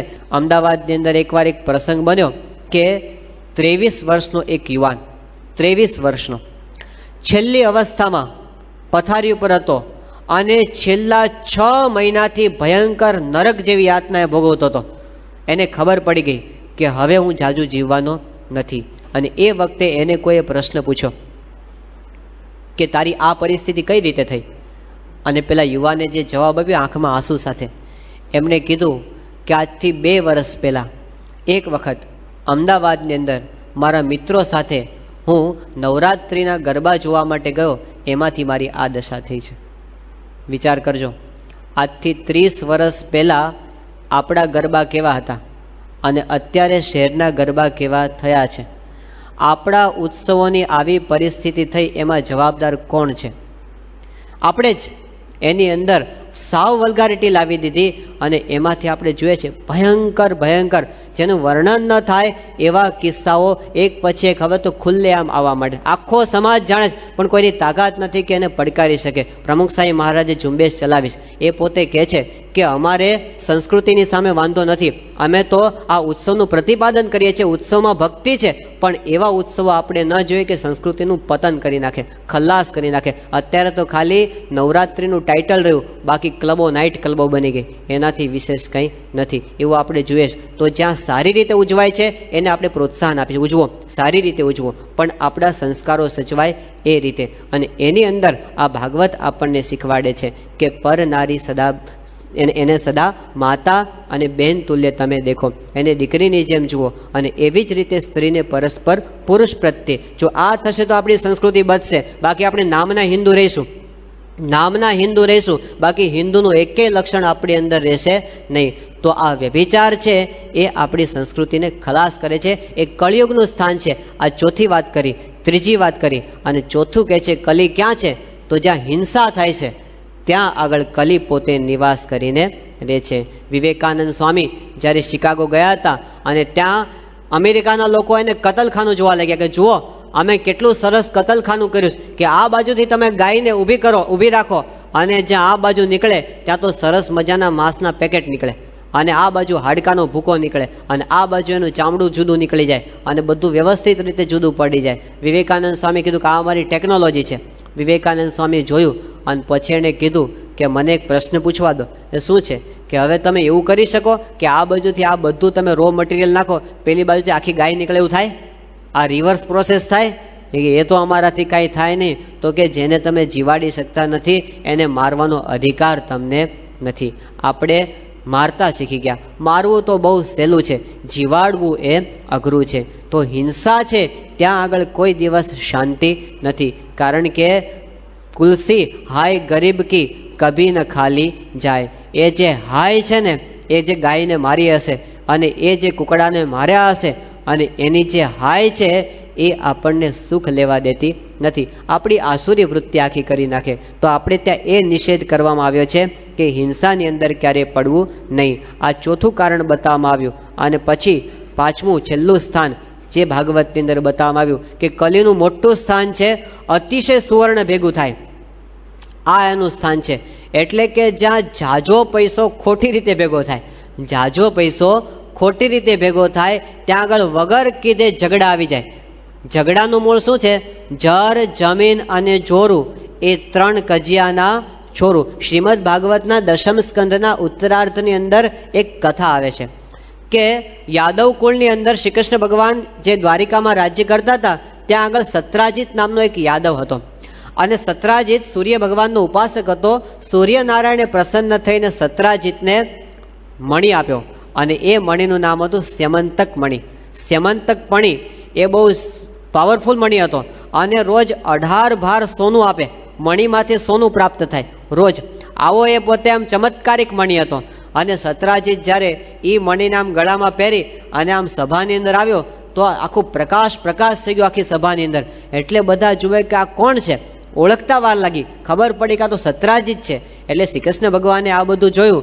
એટલે કૃષ્ણ ભગવાને સત્રાજીતને કીધું કે તું આટલો સારો મણિ રાખે છે, પણ રાજ્યનો એવો નિયમ છે કે આવી સારી વસ્તુ છે એ કોઈ પ્રાઇવેટ પ્રોપર્ટી તરીકે રાખી શકે નહીં. એટલે રાજ્યના ખજાનામાં તું રાખી મૂક, તારી માલિકીનો જ રહેશે, પણ રાજ્યના ખજાનામાં રાખ, તારી પાસે રાખવામાં જોખમ છે. પણ પેલો માને તો ને, એને તો પોતાના ધનનો મદ. એટલે હતું કે આ કૃષ્ણને મારી પાસેથી પડાવી લેવો છે. ભગવાન ઉપર શંકા. જુઓ, આ ધન એવી વસ્તુ છે ને કે આપણને લોભ કરાવે. ભગવાન ઉપર શંકા ગઈ એને, એટલે કે હું ના આપું, અને ન આપ્યો. ભગવાને કીધું સારું, તારા કરે તું ભોગવજે, અને એને પોતાની પાસે રાખ્યો. હવે એકવાર એવું થયું કે આ સત્રાજીત યાદવનો એક ભાઈ હતો, એનું નામ હતું પ્રસેન. એ પ્રસેન એક વખત જંગલની અંદર શિકાર કરવા માટે જતો હતો. તો એને થયું કે ચલો આપણે પેલો મણિ પહેરીને જઈએ આમ. એટલે ગળામાં મણિ નાખીને શિકાર કરવા ગયો અને જતો હતો. અને ત્યાં આગળ રસ્તામાં એક સિંહ મળ્યો અને સિંહનો શિકાર પ્રસેન કરે એ પેલા સિંહે પ્રસેનનો શિકાર કરી નાખ્યો, મારી નાખ્યો. હવે એને મારી તો નાખ્યો, પણ પેલો મણિ ગયો તો સિંહને ગમી ગયો. એટલે એને પેલો મણિ લઈ લીધો અને સિંહ થયો હાલતો. અને જ્યાં જતો થયો ત્યાં સિંહને રસ્તામાં જાંબુવાન રીંછ મળ્યો. અને જાંબુવાને જોયું કે આ મણિ બહુ સારો છે આની પાસે. એટલે એને એ મેળવવાની ઈચ્છા થઈ. અને સિંહને અને જાંબુવાનને યુદ્ધ થયું. અને એ યુદ્ધની અંદર સિંહને પણ મારી નાખ્યો અને જાંબુવાન પેલો મણિ લઈને પોતાની ગુફામાં જતો રહ્યો. હવે આ બાજુ પ્રસેન ગયો, 2 દાડા થયા, પાછો ના આવ્યો.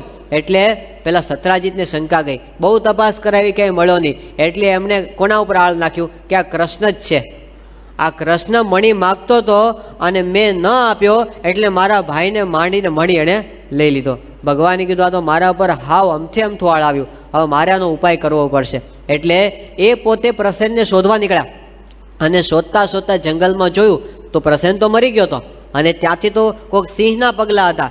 એટલે પછી સિંહના પગલે ભગવાન આગળ ચાલ્યા અને આગળ જઈને જોયું તો ત્યાં તો સિંહે મરી ગયો હતો. અને ત્યાંથી જાંબુવાનના પગલા, રીંછના પગલા, એ રીંછના પગલે ચાલતા એની ગુફામાં ગયા. અને પછી એ ગુફામાં જઈ અને જાંબુવાને પડકાર્યો કૃષ્ણ ભગવાને. અને જાંબુવાન સાથે કૃષ્ણ ભગવાનને શ્રીમદ ભાગવત કહે છે 18 દિવસ સુધી યુદ્ધ ચાલ્યું. અને ઘમસાણ યુદ્ધની અંદર જાંબુવાનને બરાબર માર પડ્યો. એટલે જાંબુવાન બહુ રાજી થયો. એમણે કીધું કે ઘણા વખતથી મારા હાડકા ખોખરા કરે એવું કોઈ મને મળ્યું નહોતું. એટલે તમે મને માર્યો એટલે હું તમારા પર બહુ રાજી છું. લો, આ તમને મણિ આપું છું અને મારી જાંબુવતી નામની પુત્રી છે એ પણ તમને હું પરણાવું છું. એટલે કૃષ્ણ ભગવાન મણી લઈને આવ્યા અને જાંબુવતીને લઈને આવ્યા અને મણી છે એ સત્રાજીતને પાછો આપ્યો કે લે તારો મણી, મારે તારા મણીને કંઈ લેવા દેવા નથી. એટલે સત્રાજીતને પસ્તાવો થયો કે આપણે ખોટે ખોટું આના ઉપર આરોપ નાખ્યો હતો.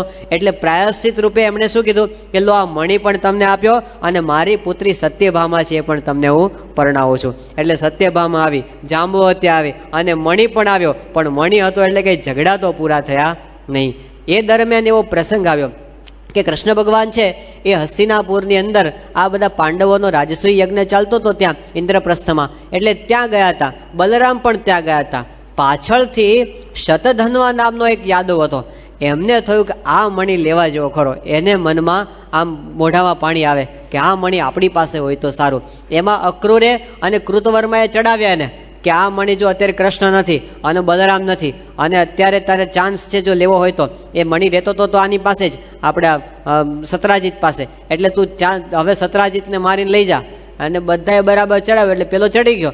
શતધન્વાએ જઈ અને પેલાને મારી નાખ્યો સત્રાજીતને, શતધન્વાએ, અને એની પાસેથી મણી લઈ લીધો. પણ મણી લીધો ને પછી ગભરામણ થઈ કે કૃષ્ણ જ્યારે આવશે અને બલરામ આવશે ત્યારે મારા ભૂકા નીકળશે અને મને જીવતો રહેવા દેશે નહીં. એટલે જઈ અને કૃતવર્માને આશરે ગયો અને કૃતવર્માને કીધું કે હવે તમે મારી રક્ષા કરજો, કારણ કે મણી તો લઈ આવ્યો છું પણ કૃષ્ણ મને છોડશે નહીં. એટલે એ વખતે કીધું કે જો ભાઈ કૃષ્ણ તો ભગવાન છે, એની આમાં અમારું કાંઈ હાલે નહીં. એટલે છે ને તું હવે ગમે ત્યાં જ્યાં મારી પાસે નહીં. એટલે પેલો ભાગીને અક્રૂર પાસે ગયો અને અક્રૂરને કીધું કે યાર તું તો મારી મદદ કર. એટલે અક્રૂર કે કૃષ્ણ આનું મારું કામ નહીં, તારે જે કરવું એ કર, માર્યો છે બધું ભોગવ. એટલે પેલાને બરાબર ચિંતા થઈ.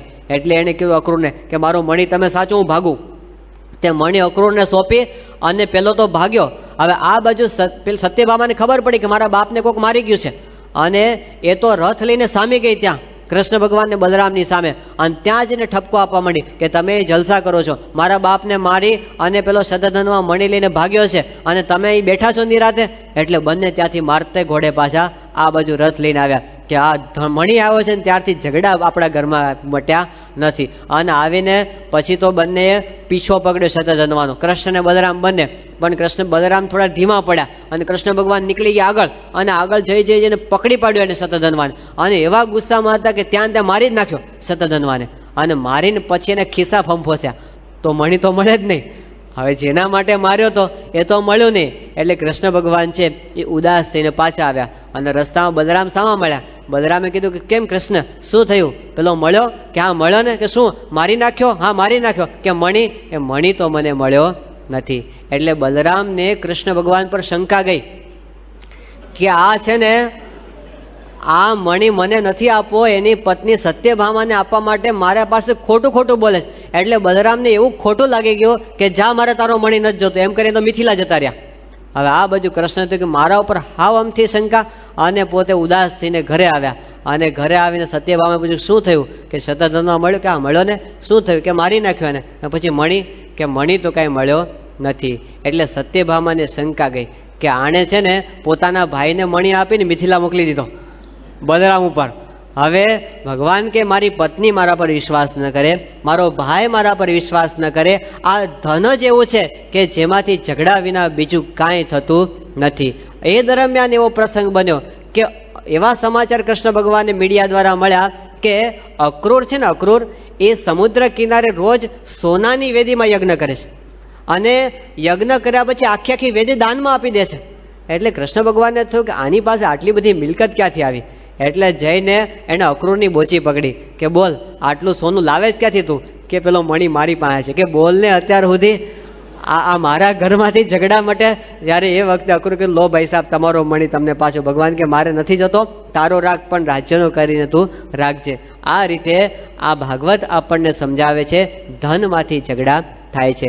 પણ જો નિત્યનું હોય તો વાંધો આવતો નથી. કઈ રીતે? શ્રીજી મહારાજે વાત કરી કે ધનની પણ શુદ્ધિની આવશ્યકતા છે. શુદ્ધિ થાય તો ધન એ આપણને બંધનરૂપ થતું નથી. કેવી રીતે શુદ્ધિ થાય ધનની? તો કહે છે કે અર્પ્યો દશાંશ કૃષ્ણાય. શિક્ષાપત્રીની અંદર લખ્યું કે જે કાંઈ ધન આપણને પ્રાપ્ત થાય છે એનો 10મો ભાગ જો આપણે ભગવાનને અર્પણ કરીએ તો પછી એ ધન એ આપણને બંધનરૂપ થતું નથી. તો આવી રીતે ધનની શુદ્ધિની પણ આવશ્યકતા છે અને આપણે નીતિથી પ્રાપ્ત કરવું, અનીતિનો પૈસો આપણે ક્યારેય પ્રાપ્ત કરવાની ઈચ્છા રાખવી નહીં. એવા રત્નો આજે પણ છે. આ કળિયુગની અંદર પણ એવા રત્નો છે. અમેરિકાની અંદર ન્યૂ જર્સી સ્ટેટ, એમાં એડિસન નામનું શહેર અને એમાં નિલેશ પટેલ નામનો એક યુવક, પ્રમુખ સ્વામી મહારાજનો શિષ્ય, હવે એક સ્ટોરની અંદર પોતે નોકરી કરે. એના માલિક હતા એ જૈન હતા, ઇન્ડિયન સ્ટોરમાં પોતે કામ કરે અને એની અંદર એક 75 વર્ષની એક બાઈ, અમેરિકન સ્ત્રી, એ કાયમ એની દુકાનમાં ગ્રાહક તરીકે આવે અને એક વખત પોતે ગ્રાહક તરીકે આવી અને લોટરી ખરીદીને પોતે જતી રહી. પછી જ્યારે અઠવાડિયા પછી લોટરીનો નંબર આવવાનો થાય ત્યારે પછી પોતે આવી પોતાની 3 લોટરી રહી અને એમણે ત્યાં ચેક કરવા માટે કીધું, મારી આ લોટરી છે, કાંઈ મને લાગ્યું છે કે નહીં. એ આપીને પછી પોતે બાજુના સ્ટોરમાં બીજી ખરીદી કરવા માટે જઈ અને પછી આ જે નિલેશભાઈ હતા એમણે પોતે આમ ચેક કર્યું કે લોટરીનું કંઈ લાગ્યું છે કે નહીં અને જોયું તો એક લોટરીની અંદર $3 મિલિયન લાગ્યા હતા. $30 લાખ એક લોટરીની અંદર હતા. હવે પેલી બાઈને તો કંઈ ખબર નહોતી અને આ લોટરી ઉપર એને પોતાની સિગ્નેચર પણ કરી નહોતી. 1 સેકન્ડ માટે એને વિચાર આવી ગયો કે આને ન કહું, માલમ માલ હું થઈ જઈશ, બસ આ એક જ લોટરીનું મારે કામ છે, 5 જ સેકન્ડનો સવાલ છે, મારે ખાલી બદલીને બીજી લોટરી એની જગ્યાએ મૂકી દેવાની છે. આવો વિચાર જ્યાં એના મનમાં આવ્યો ત્યાં એને પોતાની નજર સામે પ્રમુખ સ્વામી મહારાજનો હસતો ચહેરો દેખાણો અને એને અંતરદ્રષ્ટિ થઈ કે મારા ગુરુ મને ના પાડે છે કે આવું કામ મારાથી થાય નહીં. અને તરત એને વિચાર ટાળી નાખ્યો અને પેલી સ્ત્રી આવી અને એને કીધું કે તમને $3 મિલિયન લાગ્યા. પેલી માને નહીં, પહેલી કે લાગે જ નહીં, માનવા તૈયાર નહીં. એટલે બીજા માણસને લાવીને બતાવ્યું કે જો ખરેખર તને નંબર લાગ્યો છે. ત્યારે પેલી સ્ત્રી માનવા તૈયાર થઈ. ત્યાર પછી આ નિલેશભાઈએ પ્રમુખ સ્વામી મહારાજને પત્ર લખ્યો અને એમાં એને શું લખ્યું સાંભળવા જેવું છે. એમણે માફી માગી કે મને 5 સેકન્ડ માટે એવો વિચાર આવી ગયો કે હું આ ધન લઈ લઉં, એ મારી ભૂલ છે, માટે મને માફી આપજો અને ભવિષ્યમાં કોઈ દિવસ 1 સેકન્ડ માટે પણ કોઈનું અનિતિનું ધન લેવાનો મને વિચાર ના આવે એવા આશીર્વાદ મને આપજો. સ્વામીશ્રી રાજી થયા અને એ ભક્તને આશીર્વાદ આપ્યા. પણ આવા રત્નો આજની તારીખે પણ છે કે જે આપણી ભારતની શાન વધારે. બાકી આજે તો કેવું છે, 1981ની સાલમાં આપણા સંતો ભારતના રાષ્ટ્રપતિને મળવા ગયા હતા. એ વખતે ભારતના રાષ્ટ્રપતિ હતા સંજીવ રેડ્ડી અને એમણે વાત કરેલી કે Swamiji, everyone is corrupted from the top to the bottom. આ એના શબ્દો છે ભારતના રાષ્ટ્રપતિના. ઉપરથી નીચે સુધી બધા માણસો કરપ્ટેડ છે. હવે આ આપણી ભારતની દશા, જે સંસ્કૃતિની અંદર આપણે ઈમાનદારીની વાતો કરીએ છીએ, જે સંસ્કૃતિની અંદર આપણે પરદુઃખ, બીજાના દુઃખ વહોરી લેવાની વાત કરીએ છીએ, આ તો બીજાના દુઃખે સુખી થાય. ભારતના એક વખતના વડાપ્રધાન બોલેલા કે હું ₹1 અહીંથી આ રવાના કરું છું. વડાપ્રધાન કહે છે કે કેન્દ્રમાંથી ₹1 રવાના થાય છે, એ ફરતો ફરતો પ્રજા પાસે 1 પૈસો થઈ જાય છે. ફરતો ફરતો ત્યાં જાય ત્યાં ₹1માંથી 1 પૈસો થઈ જાય છે. આવી પરિસ્થિતિની અંદર આવા ગરીબ લોકો જેને જરૂર છે એ લોકો પણ આવી રીતે સદાચાર રાખી શકે છે. ભગવાન સ્વામિનારાયણના વખતમાં સગ્રામ, એને પેલો સોનાનો તોડો રસ્તામાંથી મળ્યો અને એની પત્ની પાછળ આવતી હતી. સગ્રામને થયું કે હું તો આ કોકના તોડાને અડવાનો નથી, પણ મારી પત્ની છે એની કદાચ દાનત ખરાબ થાય. એણે શું કર્યું, તરત એ તોડાની ઉપર ધૂળ વાળી દીધી અને આગળ ચાલવા માંડ્યા. એની પત્ની પાછળથી આવી અને એને પૂછ્યું કે તમે શું કરતા હતા? પહેલાં સગ્રામ કીધું કે હું તો તોડા ઉપર ધૂળ વાળી, કારણ કે તારી નજર કદાચ ખરાબ, સ્ત્રીનો દેહ છે અને તને કદાચ ઈચ્છા થઈ જાય અને લેવાની ઈચ્છા થઈ જાય તું લઈ લેતો. ત્યારે એમની પેલી બાઈએ કીધું કે હું તો પારકા ધનને ધૂળ જ સમજુ છું, તમે ધૂળ ઉપર ધૂળ શું વાળી? તો આ કળિયુગની અંદર પણ સતયુગ છે. આ વ્યાખ્યાન આપણને સમજાવે છે શું? લોકો કહે છે ને કે સતયુગ આયેગા, સતયુગ આયેગા, પણ ભાગવત આપણને એમ કહે છે કે સતયુગ લાવો આપણા હાથમાં છે. આજે સતયુગ આવી શકે અને અત્યારે સતયુગ આવી શકે. ક્યારે? આપણે શુદ્ધ થઈ જાઓ. આખી પૃથ્વીમાં કાંટા પાથરેલા છે.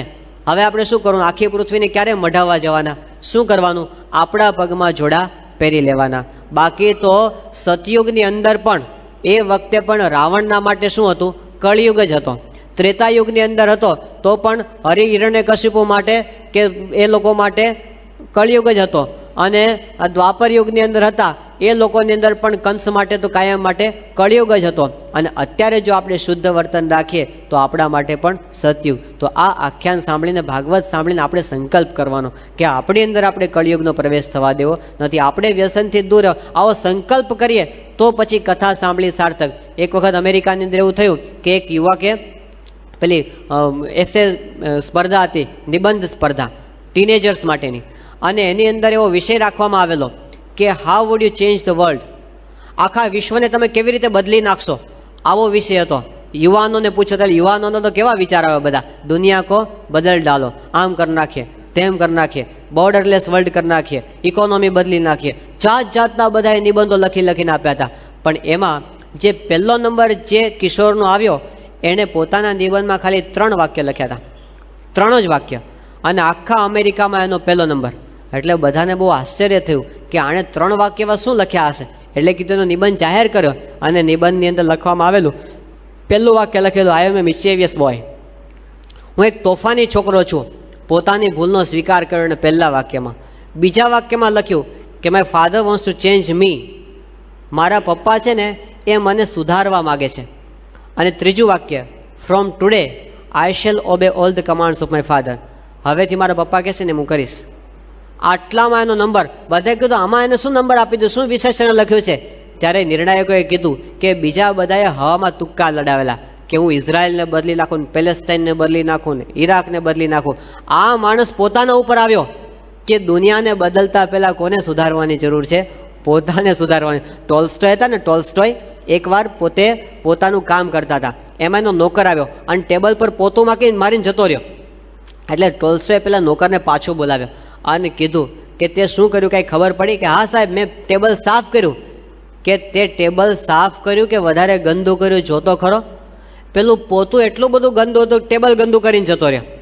એટલે ટોલ્સ્ટોએ કીધું કે ટેબલ સાફ કરતા પહેલા પોતું સાફ કરવાની જરૂર છે. એના પરથી એને સિદ્ધાંત આપે કે સમાજને સુધારતા પહેલા આપણે પોતે, કેટલાક સમાજ સેવકો આવી જાય, સમાજ કો બદલ ડાલો, પણ પહેલા તારું તો બદલ ભાઈ. આપણે ન સુધારીએ ત્યાં સુધી બીજાને સુધારી શકાતા નથી. Charity begins at home. આપણા પોતાનેથી શરૂઆત થાય ત્યારે એ વાત એ લોકોના ઉપર અસર કરતી હોય છે. થોડા વર્ષો પહેલાં પ્રમુખ સ્વામી મહારાજ ત્યાં મુંબઈમાં બિરાજમાન હતા, અને ગુજરાતીના બહુ મોટા સાહિત્યકાર હરીન્દ્ર દવે આવેલા, અને એ વખતે સભાની અંદર એમણે પ્રવચનની અંદર વાત કરેલી.